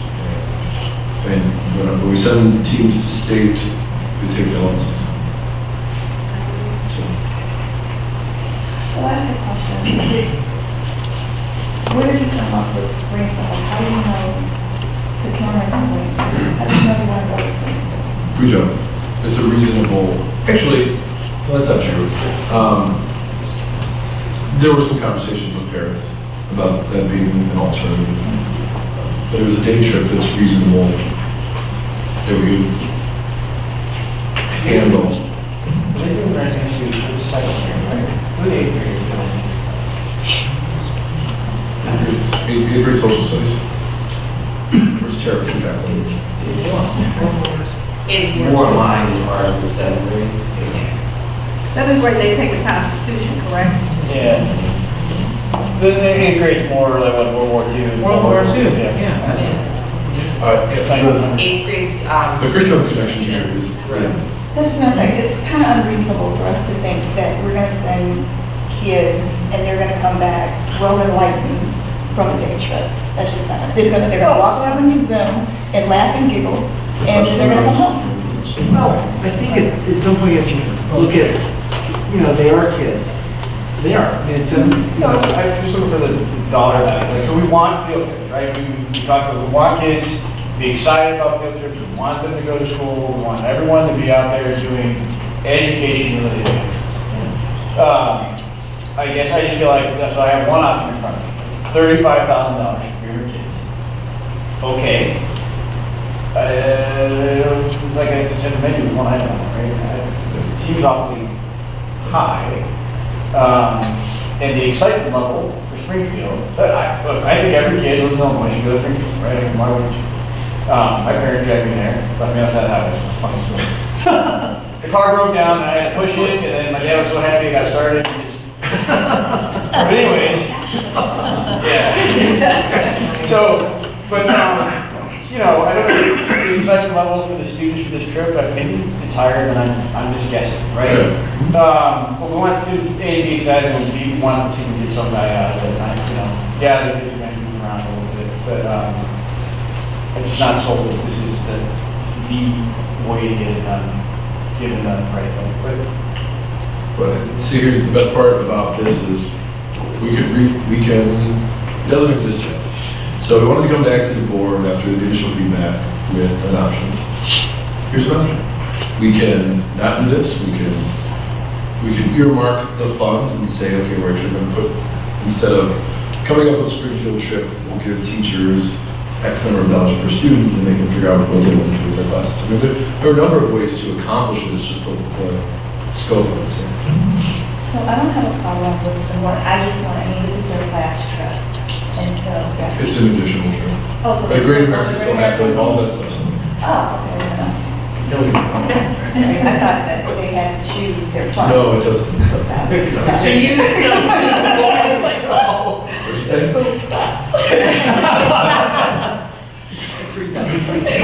No. Okay. It's swap Great America for Springfield. So it sounds like the board just wants to know, what's the goal? Like, where are they gonna be out of? Like, do they actually get to spend time in the Capitol? Will they be able to talk to any of our state rep? I mean, like, what is the plan? And so that it doesn't seem like this is just sort of a consolation prize for students who can't go to DC, but that it's actually a well thought out field trip that actually has purpose beyond, let's just create an opportunity for them to go somewhere. It's built in, the teachers had time to build up excitement for it, right? Right when you're teaching curriculum about school and all that stuff. I think it would be more relevant than it would be, but right now, it would be towards the eighth grade, towards the end of the year. Eighth graders, not that focused to begin with, and it's about some stuff that happened a while ago, and that they learned about last year, and I would, I would say no to this year, but I would like to see things that are more integrated with what the teachers are teaching So I don't think, and is there support for waiting? Is there support for it? For not doing this, integrating it into seventh grade? One of the other things we've talked about is we don't have outdoor in fifth grade. And then we have really a desert until eighth grade. So we could look at, eighth graders unfortunately are going to get another big trip this year, but we're going to see what we can do next year. Look to integrate this into seventh grade and then determine if there's a sixth grade experience at some point that's, again, well thought out, not a constellation prize, but tied to the specific student experiences. Eighth graders still have 6 Flags. We still have 6 Flags. I actually like the idea that you just talked about, giving the funds to teachers and letting teachers come up with something that's appropriate for their classes. I mean, it could be, all science teachers get together, I mean, however it's done, but I mean, I think, I know I would support a trip, because I love field trips, but, I don't, let's not just pick a place just so that we can say we picked a place for them to go, but it should be meaningful, so teachers can play a bigger role in finding something that, relates more directly to what's happening in eighth grade. But you are sending a field trip. I am saying a field trip, it just needs to be. I just want to add something, maybe not necessarily for an eighth grade trip, but because our Constitution is going on in seventh grade, and just something to kind of think about. I think that one of the best things that I think everybody needs to see is how our state reps in their judicial house, how they sit in session, and how laws and things. Well, I'm not talking about the prison system, that's. No. Negative. The legal system. Well, the legal system, but I'm saying how our state reps and the House get together, the judicial committee, and how laws are passed. And that ties into the Constitution and understanding that piece. So it's just something to consider. Maybe not a great eighth grade trip because the concentration and focus is lost, but maybe time to get to the seventh and sixth grade curriculum to build up on that. We're over a little bit of planning. We probably get state reps to meet with the classes. Not even much planning. I think that they need the local reps. We have to meet with them. Yeah, but finding out when they're in session and actually watching them go through bills and laws and things, that is something I think everybody should see. But the kids at that point for the Constitution, it can tie it all in. The only thing I was gonna say is this makes me think about the work that we're beginning on what an eighth grade, what a graduate of 161 looks like. I have not taken my kids to Springfield. I mean, I will if we don't do this. But, I mean, there's something to be said if we choose to make that a responsibility, that we make sure that everyone at the very least goes to Springfield. I don't think that's a bad thing. For a lot of different Or where the capital is. I mean, yeah, some basic things. And my guess is if you ask eighth graders, I don't know, maybe that they don't have an intellectual parent like me, but maybe there's some that have not done this trip and have not visited the war memorials. Something for us to think. Sure. All right. So I'm here, hold on this. Earmark those funds, redistribute them, talk to the teachers about some more line experiences in future students. Maybe also Look at field trips and see where this may fit for next year. And kind of a larger scheme of things as far as K-8 trip experience. Yeah, throw the debris into us. Yeah. What does it do? Our history. Absolutely. So, bigger field trip next year, but for this year, teachers will have the opportunity to figure out what's appropriate for them for this year. That's a lot. No, thank you for that feedback. The Kansas Learning Management System.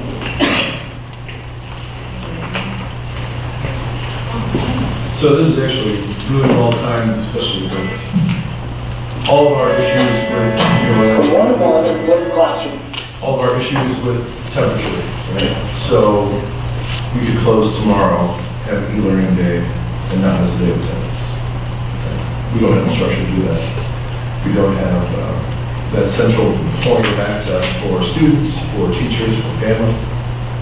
One of the refrains I've shared a number of times is our consistency between schools, the guaranteeing of a set of experiences for a second grade student at Heatherville compared to a second grade student at Western. Part of that comes with same materials, a huge step in that direction. We have the literacy materials, the math materials, the Chromebooks, those sorts of things. We're getting teachers together to talk about instruction. But right now, again, we're limited by visiting that site to verify what's happening. We don't have a way to manage all the content, to manage the experiences, to manage the expectations. So we do need a way to do that. eChalk exists in that space currently, but it's not effective at doing what we need. It's a legacy program that has just been outpaced. So in looking at a learning management system that could handle all our content, that is simple enough for teachers and parents and students and first graders to navigate, yet is open source enough that almost every Web 2.0 tool can be integrated into it effectively. We ended up looking at Canvas, which is by a company called Instructure, and Schoology as two of the different options, other learning management systems, Blackboard, Moodle, Haiku, there's a number of them out there. Again, it's finding one that's going to work for you. There's a short video that just kind of give an idea of what Canvas can offer us. From initiatives to social media and mobile apps, there have never been more tools for learning.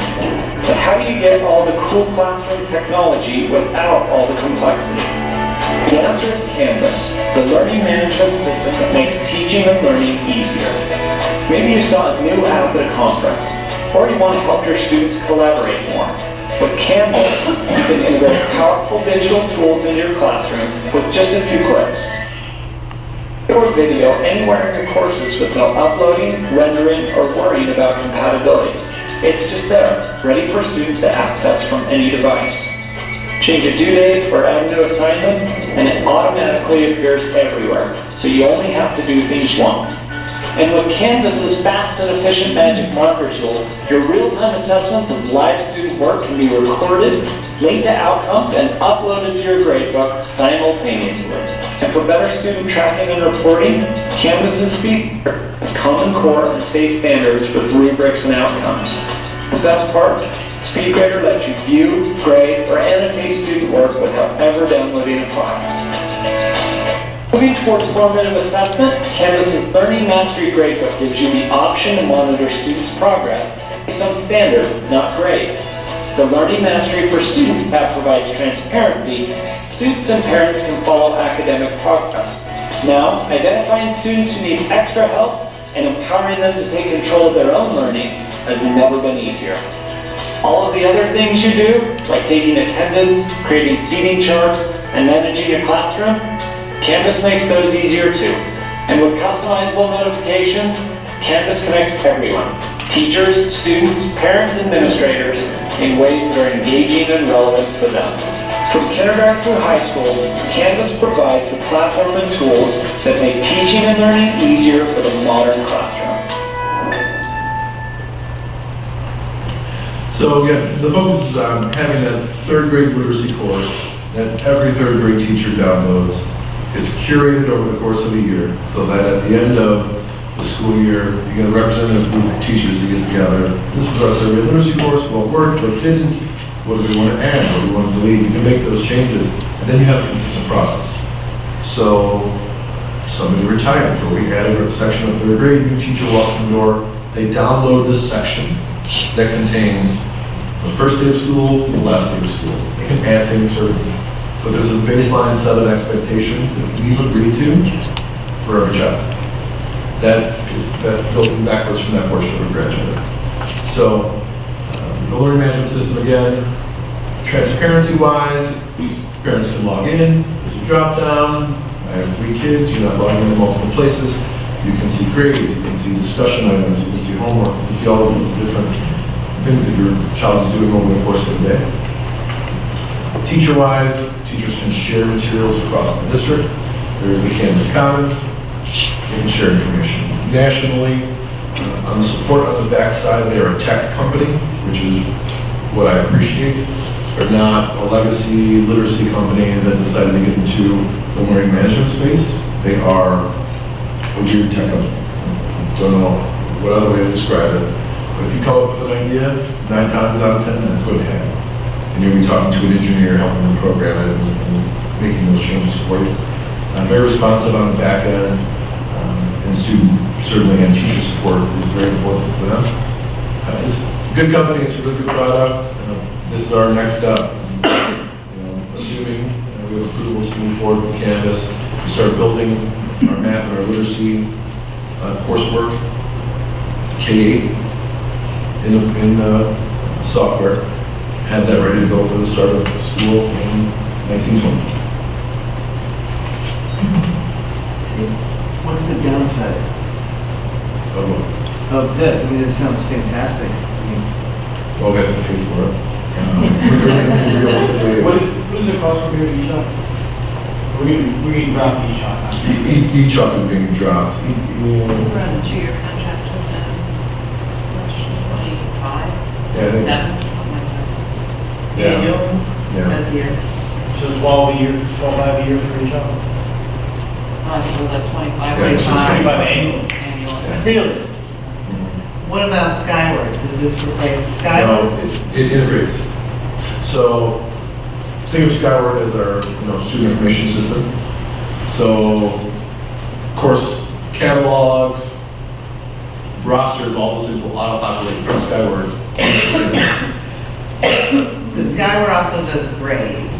So with that, where would that live? We talk back and forth. So So I would say for ease of use, sorry, Steve, for ease of use, on the grading side, teachers can grade in the software, and that information auto-populates.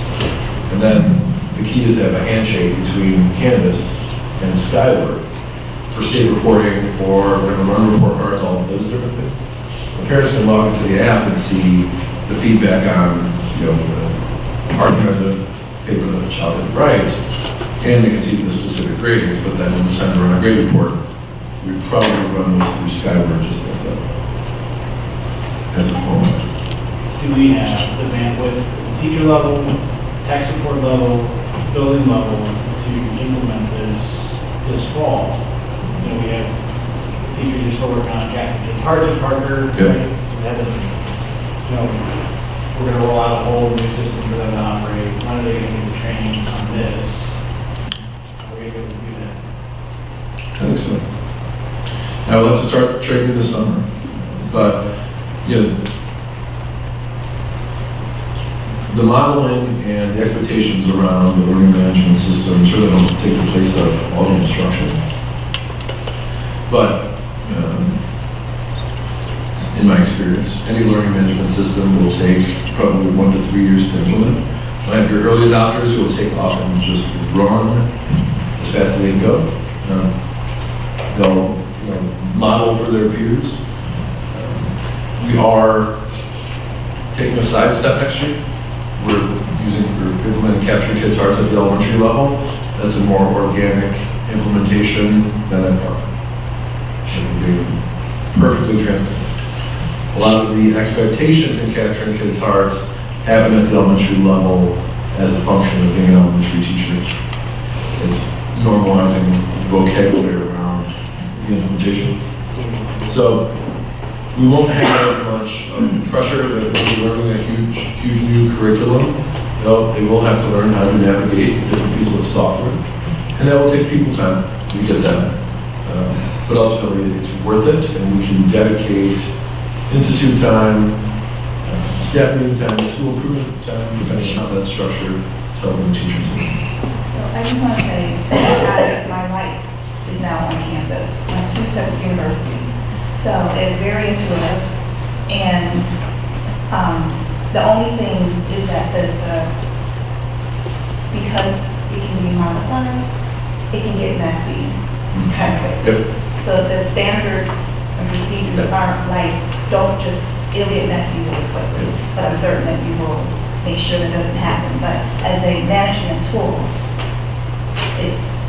I like it, I need it, or I would be a crazy person now. So. Yeah, I think, to Cam's question, how do we limit the stress? You also manage the rollout. So every page will almost look identical. You want to pick different buttons, perfect. But every time a parent logs into a literacy page, this button is going to be on the left side. This button is going to be on the right side. We have to normalize the location of all of those different pieces. And then, let the teachers figure out how they want to decorate them and make the choices around that. But our parents have to be able to expect how those pages will be organized so we can help them. Can teachers see each other's work? So like with Google Classroom, you can invite a teacher and they can see what you're doing. So this is something they can share back and forth. Yep, and junior high, for example, you can cross-list courses. So teaching 3 sections of 6th grade BLA. Okay. And cross-list all that information. You can tailor it however you want. You're not redoing all of the work. One of the other things about Canvas that we really like, and we're not there yet, but I think there's going to be an opportunity to get there, is they have a professional development module where you can record quality instruction and upload exemplars. And I think that's where we're going. So that, we're working with maybe a brand new teacher, it's the mentoring and induction program, and they want to see one of our really strong veteran teachers, delivering a math lesson. We can capture that, upload it, we can watch it on our own, we get feedback and do all those things. So I think there's a larger step there that we could take to help us, improve on somewhere down the line, but this is our natural first step, getting into the software and ultimately getting our materials in there, our students and teachers in there, and then ultimately our parents can see all the great work that we do. And can teachers also share their common formative assessment data with each other? So I noticed they have a picture of some graphs with some student, so just thinking in terms of their work that they do in PLC, where they really, should be on the same page. This is something they can fluidly have discussions about data in their classrooms. And also, will this communicate with Fivecast? Five. Yes, so like I said, that handshake would be back to Skyway. Okay. Into 511, depending on what we want to capture. That's going to be the value of the common formative assessments.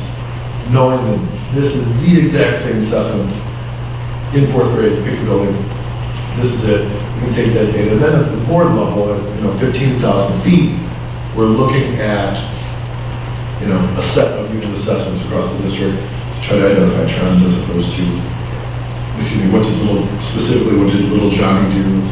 We don't need to get to the weeds at this level. That's where the teachers and the principals come in. And on our end, seeing that trend data, so that we're planning professional development, or working with Silver Strong, or whichever direction we'll go in, we can make those decisions. Can tag, just even thinking about the Parker presentation we had, can we tag it with specific things that we're trying to identify? How is this domain in instruction related to, some evidence that we're seeing coming out of this? Okay, so maybe I'm getting a little ahead of myself, but I'm trying to think in terms of how fluidly can we customize this so that we could look at, maybe this is a 5-letter question, so that teachers could have a sense of, in their, building out their lesson plans or, collaborating, they could, I'll come back. Well, hang in there though, and you brought up lesson plans.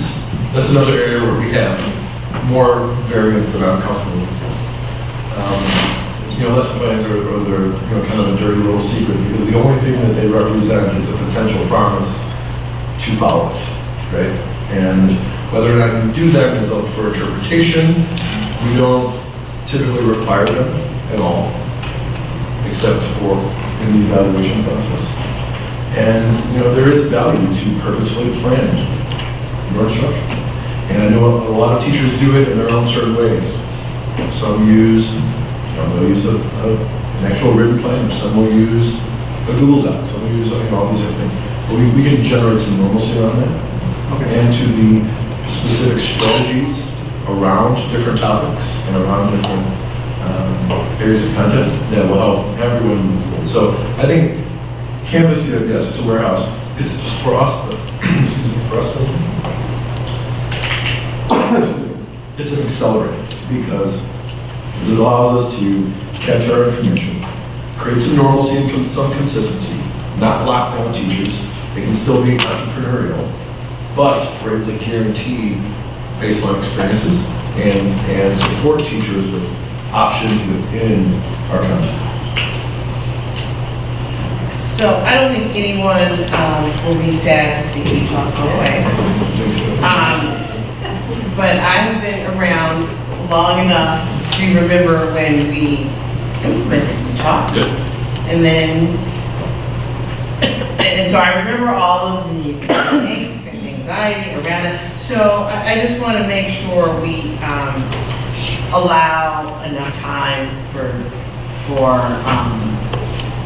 teachers to get up to speed on this, and that whatever is done at the district level, at the building level, around ensuring that teachers are actually using it. I mean, the tool would be as good as the teachers make it so, right? I mean, so you have to use it, and not all teachers use each other, you know, all of them use it the same way. I mean, so I just want to make sure, however you're thinking about implementing and rolling this out, that a sufficient time is built in so that teachers actually can learn how to use this. And obviously time built in so that parents and families can learn how to utilize this tool as well. Because you're right, Kim, I mean, there's a lot of stuff going on in the district right now. And so I would hate for teachers to approach this as, okay, so here's one more thing, and now we've got to get up to speed pretty quickly, because you know, when first day of school hits, you will have parents who, you know, who will be expecting, okay, I'm going to log on now and I'm going to see stuff. I mean, so I just want to make sure we're building in the proper amount of expectation to allow sufficient time for training. Absolutely. So what we can also do is kind of work on a rollout plan. You know, what do we look like those first 3 months, 6 months, 12, we went on to 18.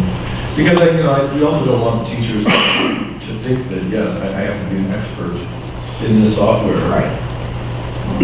In 6 months, it's just not reasonable at all. And it's not something we would expect. What can we realistically do for summer? So when can we take each off now? Day school ends? Yeah. So, Fran already has, Fran has the schedule to notify them by writing. We have to hit our deadline.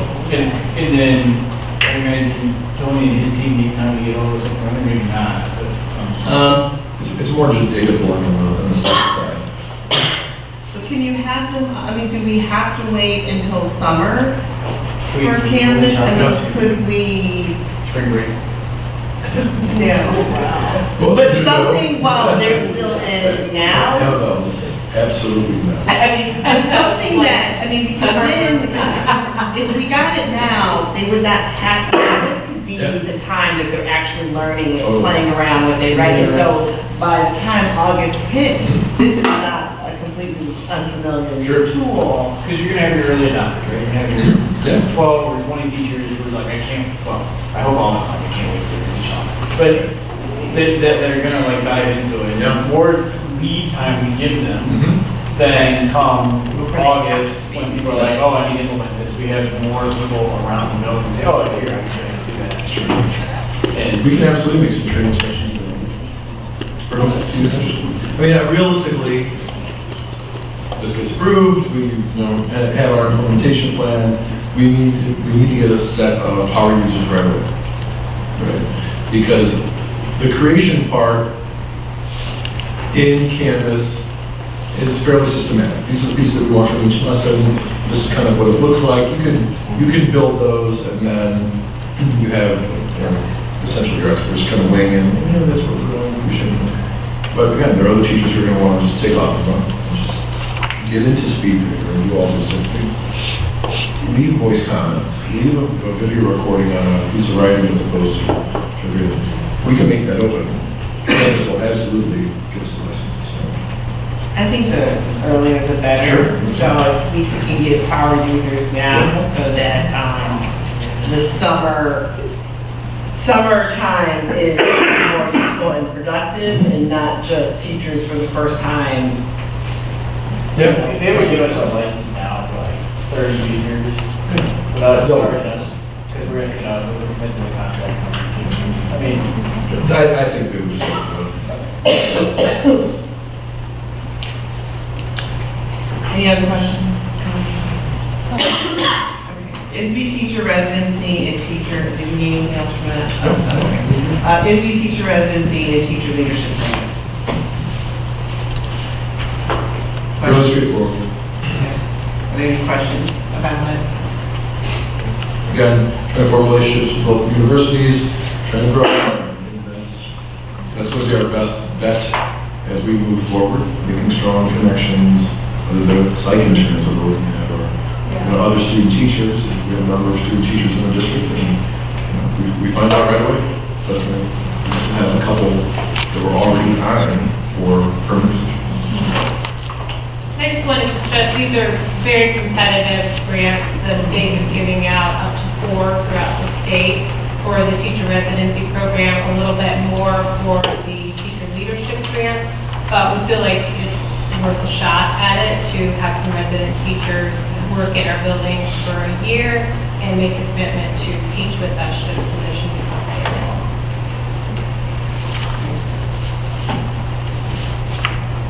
2019-2020 staffing. Just wanted to start the staffing conversation a little bit earlier than we were last year, but just wanted to start those conversations. Because I know the dominoes fall depending on how we move. So I'm actually on the second page of the report. Looking at the pre-season teachers, at the board level, we've talked about additional assistance at Normandy Villa. And so we do have 2 draft job descriptions, one for Director of Administrative Services, but also one for a curriculum coordinator to assist in the Office of Learning and Instruction. Those would be the additional pieces. One position tentatively on hold, and it would be a first grade position at Flossmoor Hills. One thing I would like to get some board input on is class size and the potential staffing. I'm typing there, I'm missing a 0, but that highlighted section at Flossmoor Hills represents, and see which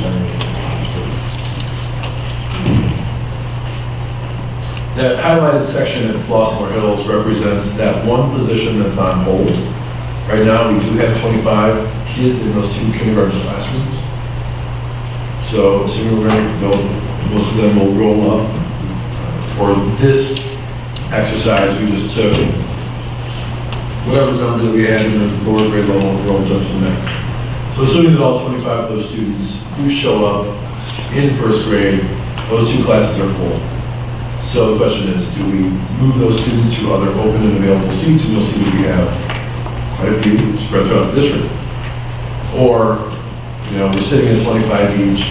We have 8 or 9 kids walk in the door. We usually have another section at Flossmoor Hills and run 3 sections of 19 or 3 sections of 20, as opposed to shipping students throughout the district. if we move the students, we maintain transportation capacity? Yes. What's so out of the dollar one count? Say we moved 2 students from Flossmoor Hills to Western, and how much does that cost us compared to hiring teachers? Oh, I would say it's cheaper, Well, considerably. we've been using our current routes Yeah, to we- figure out how we can get them there. We've been generally okay. We caught a little snag with one of your neighborhood and looking for it, right? So it's generally been okay. I mean, that's value that buses that go all over the place. So you're saying we're not spending any real additional dollars in transporting these students? No, because they're on these routes are our current routes. Yeah. And if we decided to do this, what we would be doing is during the summer, since we know this is a potential problem area, we would already have kind of a game plan for if a child moved in here, how are we going to get them there? Now, with the younger kids, their bus directly to the doors, is that correct or no? Well, you got to remember that if we're looking at going from one school boundaries to another, there are no stops for them to go to. So they are essentially being picked up at their door. because, you know, you go to the corner and if they're going to their neighborhood school. So in this case, if we were, you know, they wouldn't be going to Flossmoor Hills. So Right. it's not like they're going to the stop on the corner. We would have to pick them up at their home to take them to another building. A lot of times what happens is they end up being the first stops on the route, so we don't grab them first and then continue the regular run.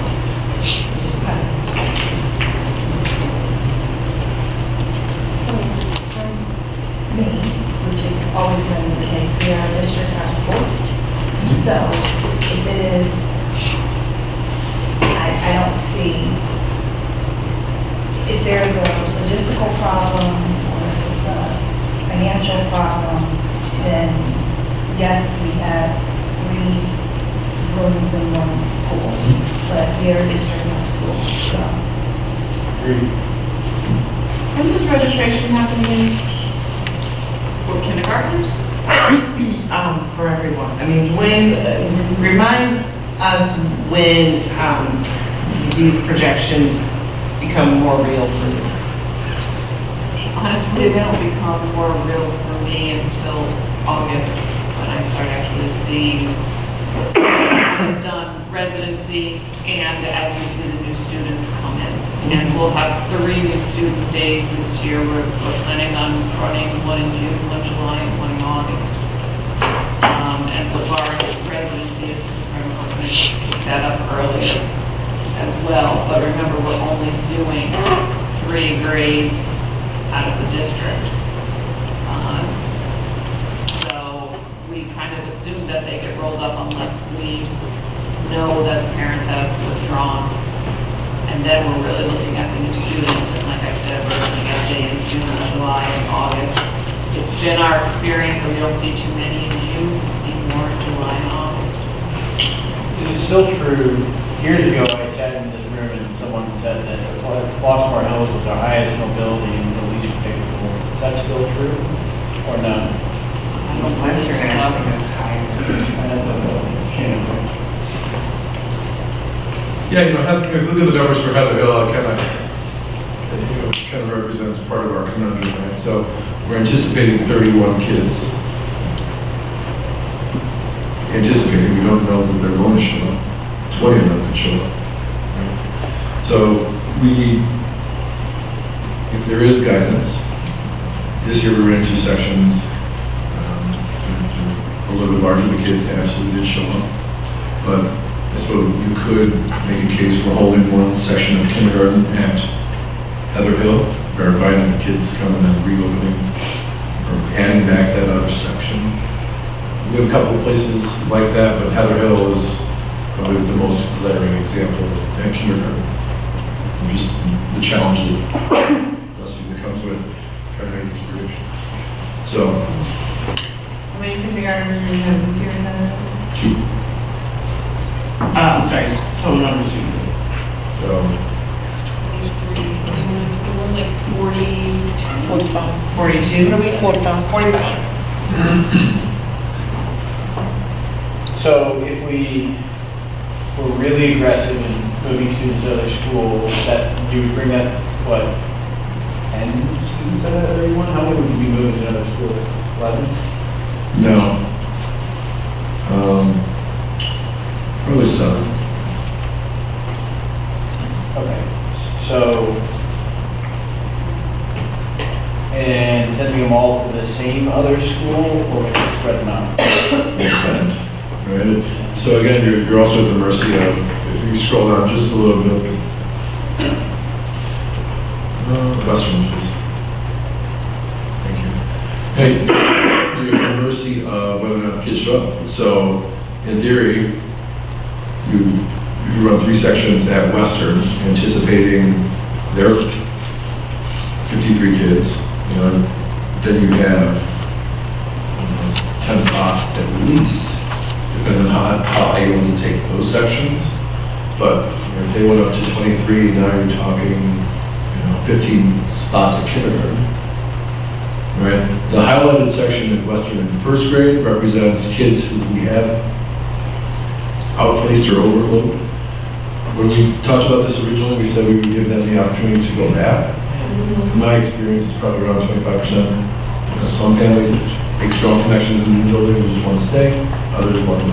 So, but if those 7 kids want to go back to first grade at Western, then that first grade number becomes 20 kids per class, or 2 20s and 21.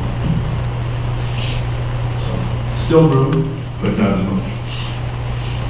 So is the question less about where do we want to move potential students and more about do we want to put a cap that serves as a trigger that we do need to think about moving students? Yeah, I think it's a little bit of both. I think just guidance on the numbers as they could exist.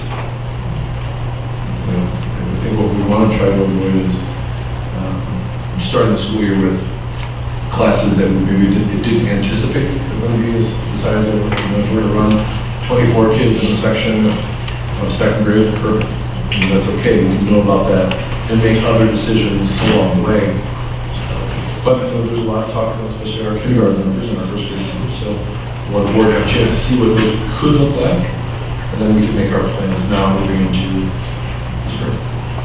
Do you agree that, do I have it right that, I mean, are we, from the teachers and the administrators' perspective, is having class sizes at 25 a little more palatable at fourth and fifth grade than into kindergarten? Oh, absolutely. So, to figure this out, K2 we used a number of 20, and 3-5 we used 25 just as a target. And we have could have fourth or fifth grade sections that run up to 28. I mean, that's still a very reasonable class size for students.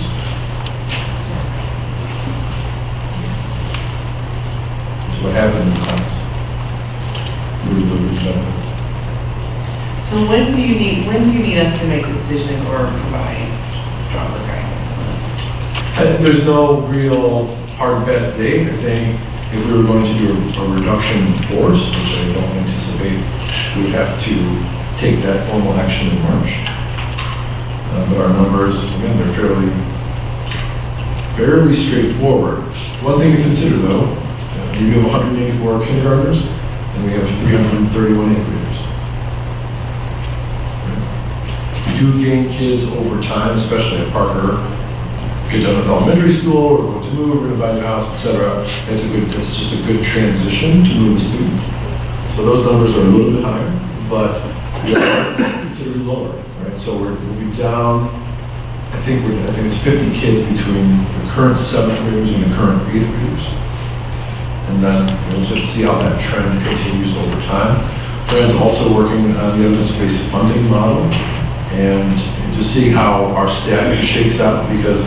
There are other pieces behind the scene, and I don't want to get too far into the weeds on this, but student-to-teacher ratios at our Title I buildings, which is every building but Western, cannot be lower or cannot be higher than the student-to-teacher ratio at Western. So back in the fall, we were talking about, hey, can we add a teacher at Western? No, the answer is no, we can't, because if it drops that ratio too low, we lose one. And so there's some balancing pieces that have to go on to figure those out. But again, with the evidence-based funding model, it may have a few surprises because we can put in our staffing based on our characteristics, quote unquote. It will tell us how we should be staffed. And then we can compare that to what we're currently doing and figure out if we want to close the gap, extend it, what other choices we can do. So there's really no hard and fast rule. I think the sooner we can get registration started, the sooner we can lock in those numbers, we'll be able to make the best recommendations about, we don't really need 3 sections of Western, actually need 4, or whatever that is. I guess what I would like to know is, are we generally moving in the right direction as far as the class sizes that you can see here? If there's something's out of whack, we need to start with that process now. Well, I don't see anything over 25, which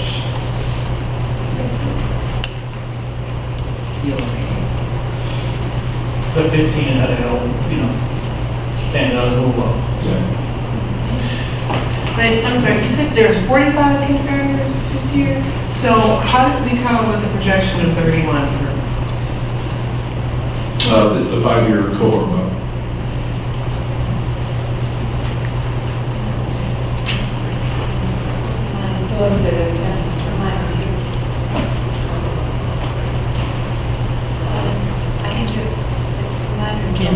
It's overflow. Yeah, it's overflow. Yeah. Yeah, there might be.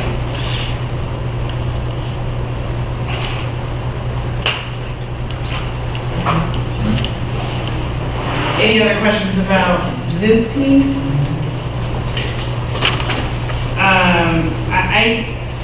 I shared with you my comments about the administrative services position, so I know that you plan on having additional conversations around the HR piece.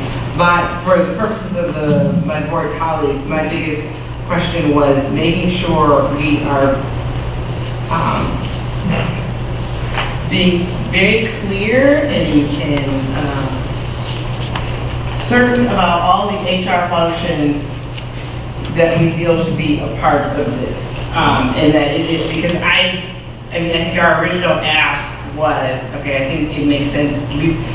You take on a significant amount of HR functions and personnel functions as well as your board of staff sitting over here, and ideally, all of that would be removed from your plates, and a person would be taking on that role, whether or not you feel like it's a full-time position or a part-time position.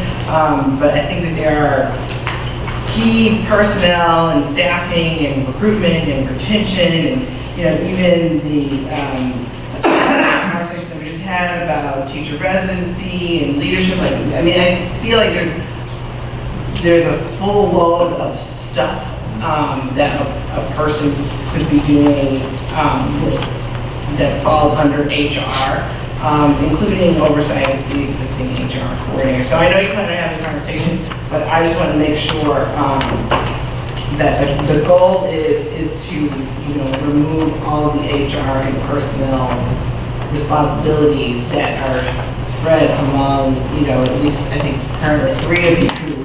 And it's actually a person who is dedicating all of their time and energy on these issues that are extremely important to us, especially when we start talking about recruitment and retention and partnerships with universities and grants to pay for that, broader HR policies. All of this stuff that falls under your traditional HR function. So again, whether it's a full-time job, part-time job, I just want to make sure that there's a strong HR component to it, because that is what I feel like the district has been missing, is someone who is dedicating, that is their, all of their time to figuring out how do we become more efficient and effective around our HR policies. When you're describing those, quite different from us in the job description.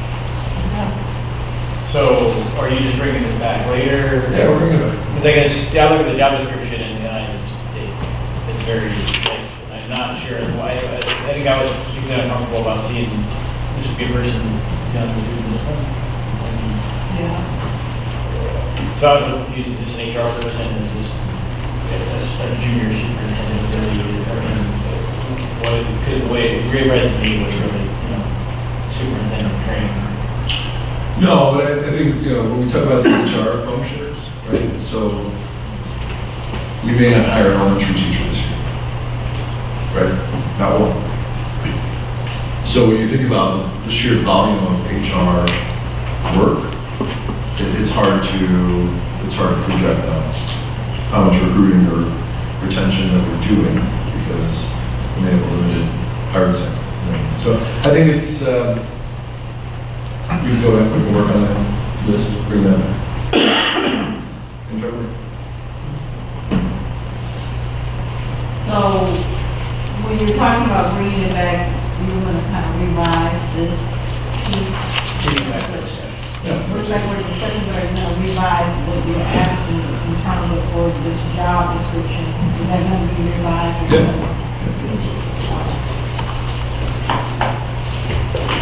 But I think overall, we support the need for this, right? Because I think even if we are doing a significant amount of hiring in a particular year, that retention should always be a high priority. How do we, how do we continue to make this a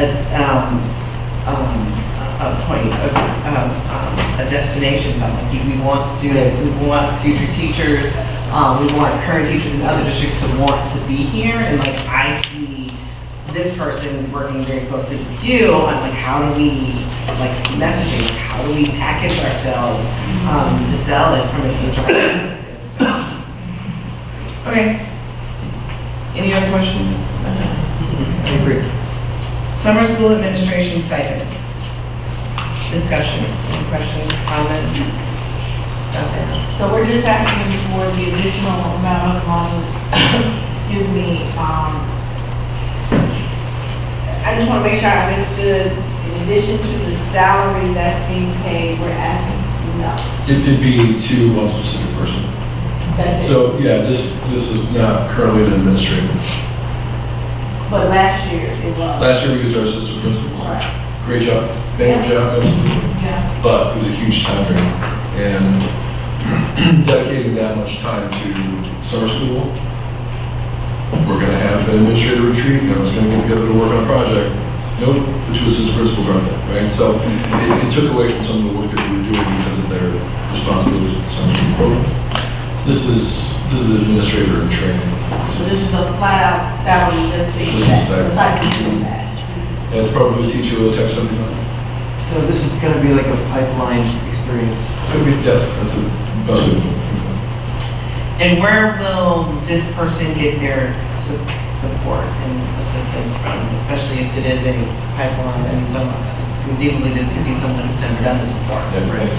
Well, I think it's probably learning instruction primarily. Everything is mapped out.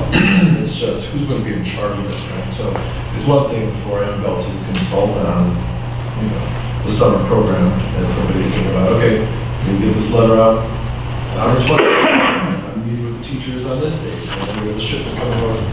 It's another thing to actually organize all these pieces. Where will summer school be held this summer? Perfect. And remind us, is there any construction, anything happening? What? Nothing at work this summer? Nope. No. Especially in the seal building. Meeting a few projects, but no major. Okay, all right, thank you. Scope survey results. Yes, Amy Kent is here. Took us to the scope survey, if you remember, we took the survey in the fall, and we got a lot of information. It primarily came out of our work with the Community Engagement Committee. Amy's going to walk us through the survey results and some of our next steps. Yeah, and I put on each spots our sort of overall scorecard from the SCOPE organization. That gives you a rubric, I guess, of sorts, where our scores are at versus the averages that this company has worked with in the past. So, we conducted the surveys over a two-week, 2.5 week period. Per their standards. I mean, that's what they recommend.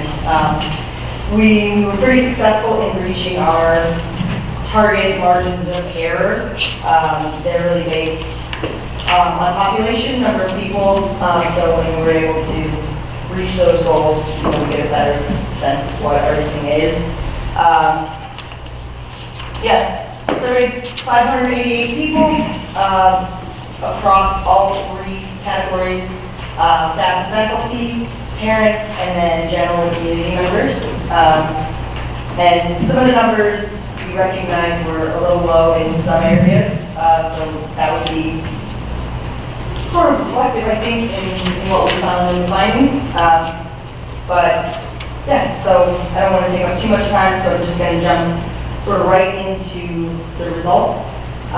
Starting with staff and faculty. What we found in our results is that it's pretty consistent with most districts as far as where our high scoring areas were, low scoring areas were. this was one of the numbers that we would have liked to see be higher as far as participation rates. But they do say that the margin of error is about 5.5%. So we were right in there.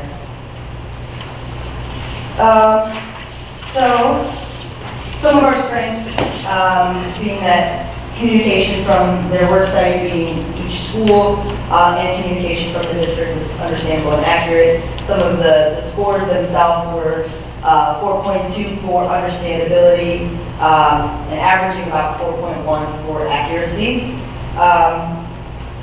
Some of the key communication and key areas relate to existing student success and achievements and how to improve those things. One thing that we saw was pretty consistent was that teachers felt like they knew how to get to student success, or that they knew how to learn about it or understand where they were at. Some of our lower scoring areas, again, this is pretty consistent with most districts. One being transparency. Some things, are more difficult to communicate. And while, as the little asterisk shows, while those scores were low in comparison to the overall score, or in comparison to like the rating, the 1 through 5 scale, they were still in the mid to high 3s. So it was like 3.5, 3.6, 3.8. So close to 4s, but still on the lower scale of our scoring. The lowest scoring areas were around district finances and district leadership decisions. Again, consistent with what most districts say, and you'll see that that's pretty consistent across all three of our audiences.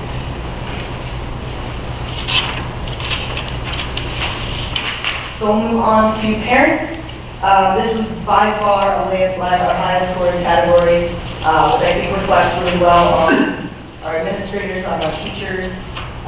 Parents are feeling like they're being well, communicated to well, and that when they are being communicated to, the information they're receiving is understandable, they can trust it, they recognize it. So that was a really positive thing to see. Excuse me. So overall, really positive scores from parents. And I'll provide all the specific details to you. And then we'll go into the lower scoring areas. Again, we have an asterisk there. These were our lower scoring areas, but only one category scored in a low 3. Everything else was either high 3s or 4 or above. So low on the scale, but not really low in comparison to other districts. And you'll see that in the scorecard that we averaged pretty much above, our scores were pretty much above the average in every category in the parent section. So another good thing to know.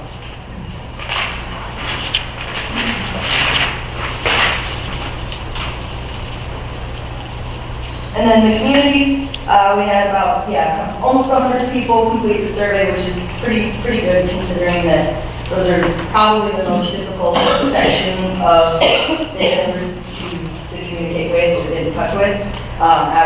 We've got almost 10% margin of error, which was our goal.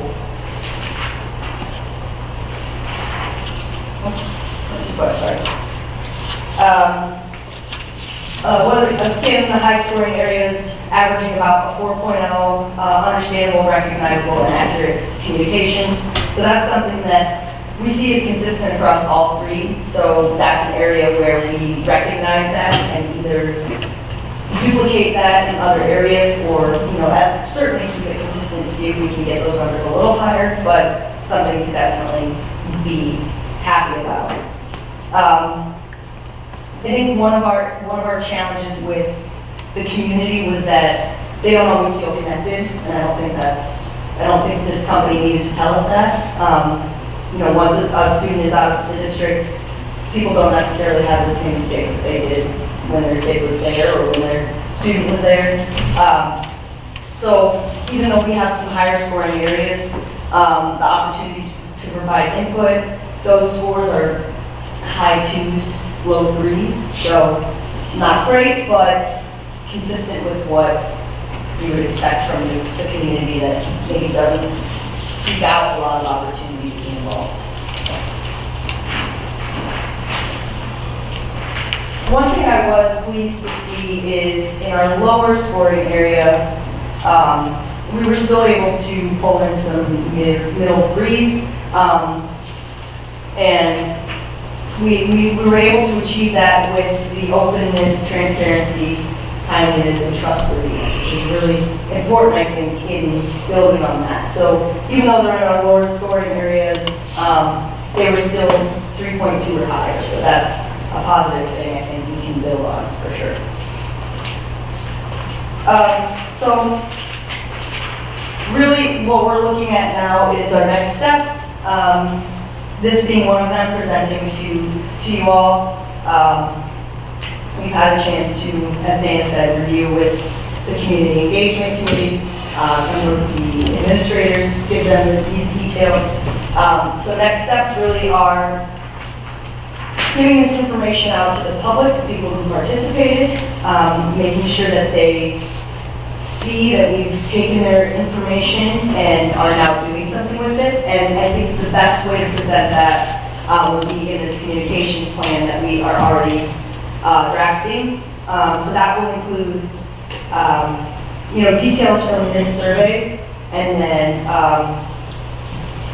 actual tactics that are provided by the National Public Relations Association, and that is very detailed and very specific in here's your problem area, here's how you can improve it. So that's what will come out of this, the big project that will come out of this. But I think including, press releases, things like that, making sure that the community knows that we've heard their voices and we're doing something about it, I think is our best next step. And then actually putting some of these tactics from the communication plan into action so that we can see improvement in a lot of these areas. So that's pretty much it. I can answer some questions. Actually, I'm going to hold on. You might want to see more. Does anybody have any questions?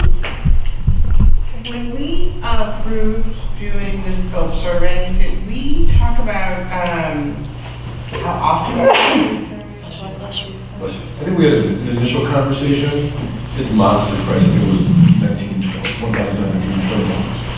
$1,920. So I think part of our communication plan should be how we're going to measure it.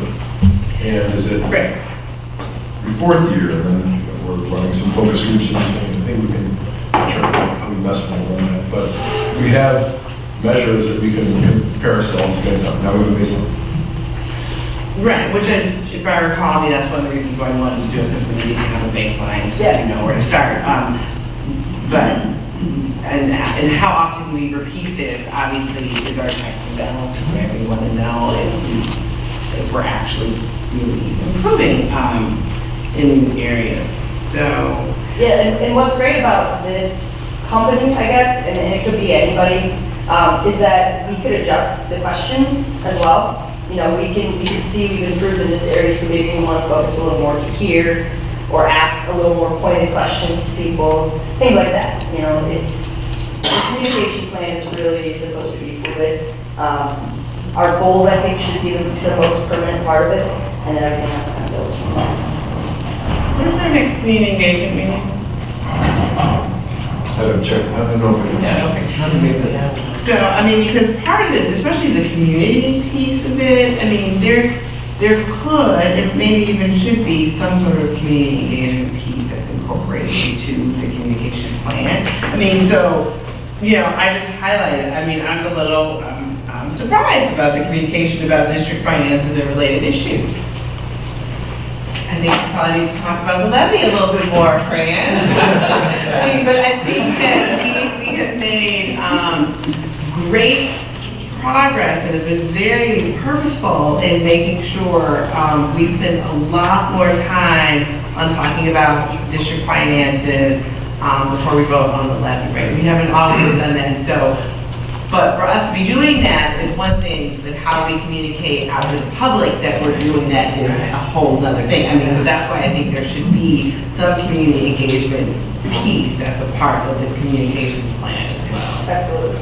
Yeah, and the communications plan as it sits right now is broken out into, I mean, you have your summaries, your general purposes, goal setting, things like that. And then it's physically in tables, it's very similar to what Fred introduced tonight, where you have your columns, your action plan, your results, and it's broken out into staff and faculty, parents, and community. Each section having their own attention paid to whatever the case may be.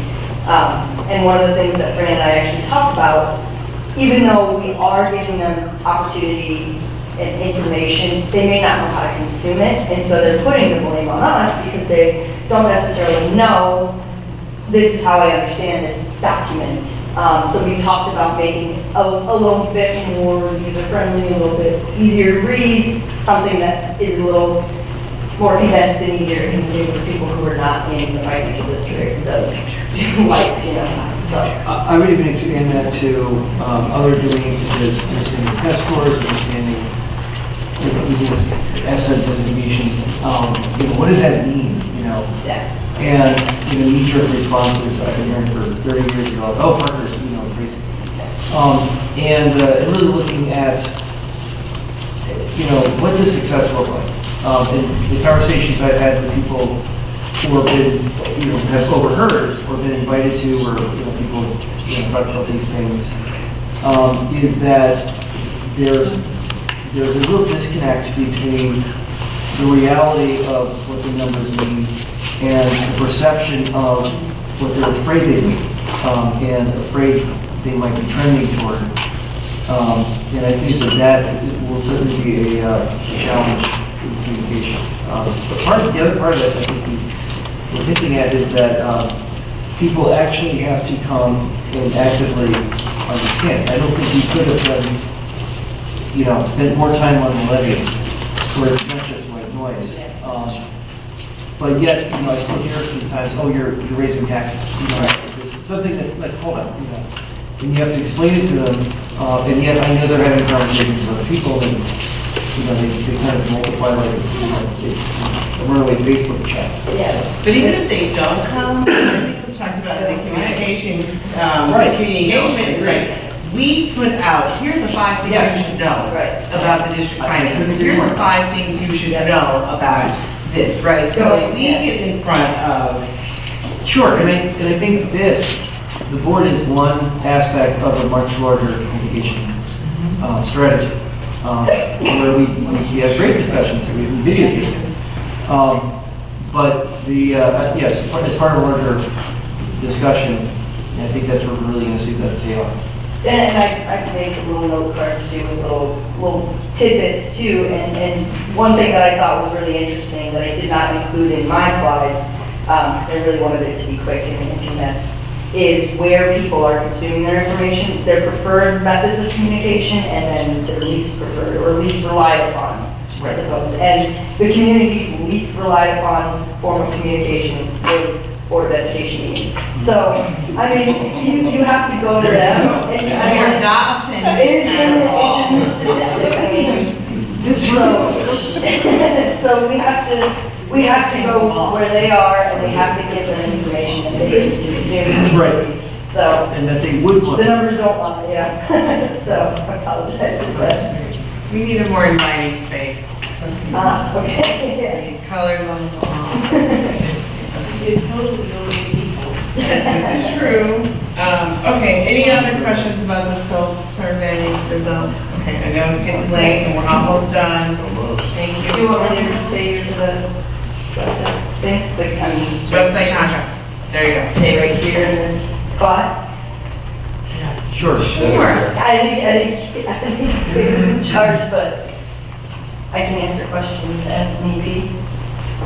Are there any questions? So they came back with a more aggressive offer after the report was written. The contract is included, but the numbers, right? I don't think they mentioned this. For the ambassador at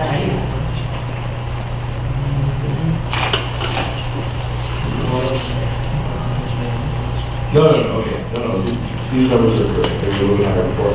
So, we looked at Apogee, we looked at Edleo, we looked at, What was the one that, I can't remember, it's a really nice set of sites. Yeah. Blackboard, what calls that? Which is, they are complicated. A website's a website until they offer functionality. Apogee is a little bit more than Edleo, by about $1,400 a year. Apogee offers two things, an app that's district-based and then later that's school-based. And Skillshare, which is the ability for a principal to post once, cross-post to their own Facebook page, Twitter account, cross-post to the district Facebook page, cross-post to the front page of their website from one location and doing it one time. And what it really came down to it, and I think I'll kind of just bring this out in my brain, we talked about an additional cost of $1,200 or $1,300 spread over 5 schools. And you're talking about saving an incredible amount of time. One of our goals is more consistent communication. We're trying to cross-post every year, and this will certainly help with that. So it's about a 3-month build on the website and the app, but we're excited. So just. Although if you see our new website now, you may not want us. The color's beautiful. it looks good on it. Yeah, it looks really Better, looks better. Steve did a really good job of figuring it all out. No, Steve, the tech guy, and that, like, the way he laid it out. Steve was also explaining the technical part of it. God, I love that. He got it. You couldn't let him have 10 seconds. And he was not gonna correct it, so. All credit. I was scanning. Where was I? It was a long Christmas. Okay, you have a question? No, so just to clarify, no, it's not, just to clarify, so we're headed toward Apogee as opposed to Edleo? Yes. In terms of the website, you feel more confident? Yeah, no expected fall off at all. Okay. Or lack of options that we could have received from different members. Okay. Thank you. Thank you. Thank you. Residency investigator. Recommending Chicagoland Investigative Services, recommended by our law firm. They know exactly what we need to bring to a residency hearing. And I was impressed when I spoke with them. Checked all the boxes. I would expect a barrage once we make this approval, especially when we get into registration, because registration is the time when that's when we catch people. And so obviously we have a informal list that are working now, and they'll start looking into some of those families that we're concerned with. But certainly through the residency process, which we'll be kicking up in the next month and a half, we need this tool in our shed so that we can make sure that families who are registering live within our boundaries. So we would bring them on immediately? I don't know, on the 11th. So on the contract is like 2019 or 2019, so it's only 2019 or that's just the contract? I will Okay. double check that personally. Any other questions or comments? Families that are homeless. I'm sure we make record of that. But how do you track them to the point where they don't fall into the category of something like this, or It might, the challenge we run into would be a family that's homeless for 3 years at the same location. You can make a case. You lived at the same address for 3 years. and you're homeless. So it's following all of the laws, obviously. But making sure and having people verify their information and sometimes double checking.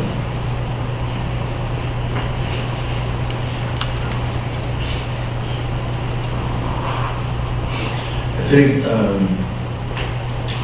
Home Flossmoor is going with, who we used last? So they're going to go national to do their homeless residency investigations. And then their in-house investigators will continue to do residency stuff. They have a pending retirement that may or may not happen, and we just couldn't get it together. I think there's a willingness to work and to share information, but we couldn't get the staff to work. So. It comes from the law firm, they know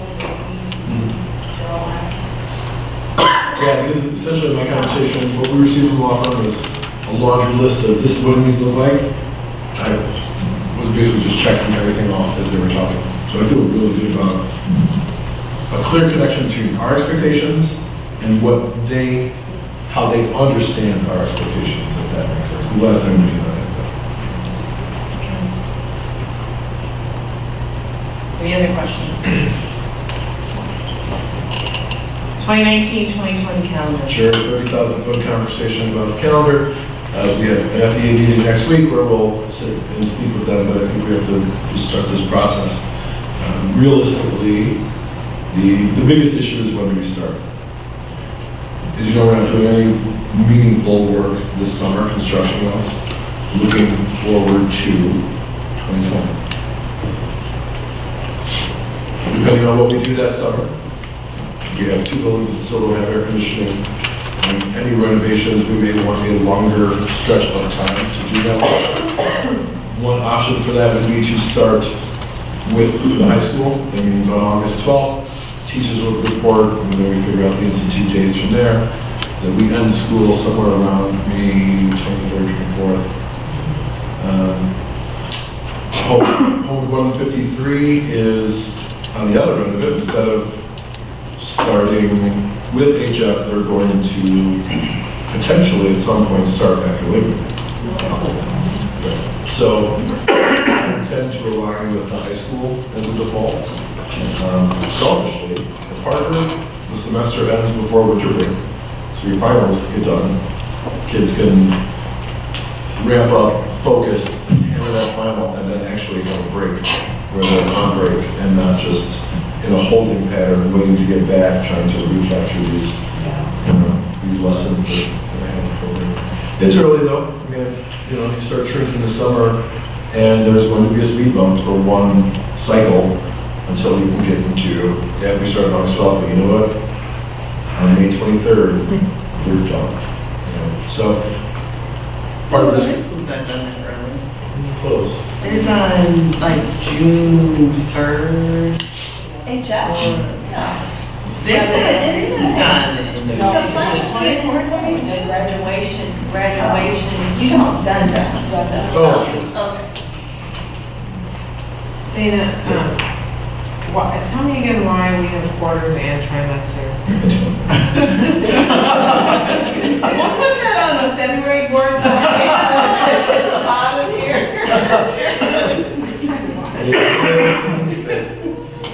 I'm sure there's a good reason why. John, you know the I answer? want to believe there's a really good reason, Cam. No, We don't need that, right? no. So you can I don't know of any value. consider eliminating that. Yeah. It doesn't say that. There's no point. Okay, so we don't have to decide on anything, this is, okay. No, but like I said, going to the conversation with the teachers, if generally we're okay with starting with the high school, that at least gives us a place to start with the staff conversations, and then we can bring back to the board in February after we get some input from the teachers and just what that could be. Does that mean that the kids will be on break at the same time as you start? Yes, and like I said, we have a really good relationship with 153 and 233, regardless of when we're starting. We'll align spring breaks and winter breaks. So, no one's out of the way. It's too bad.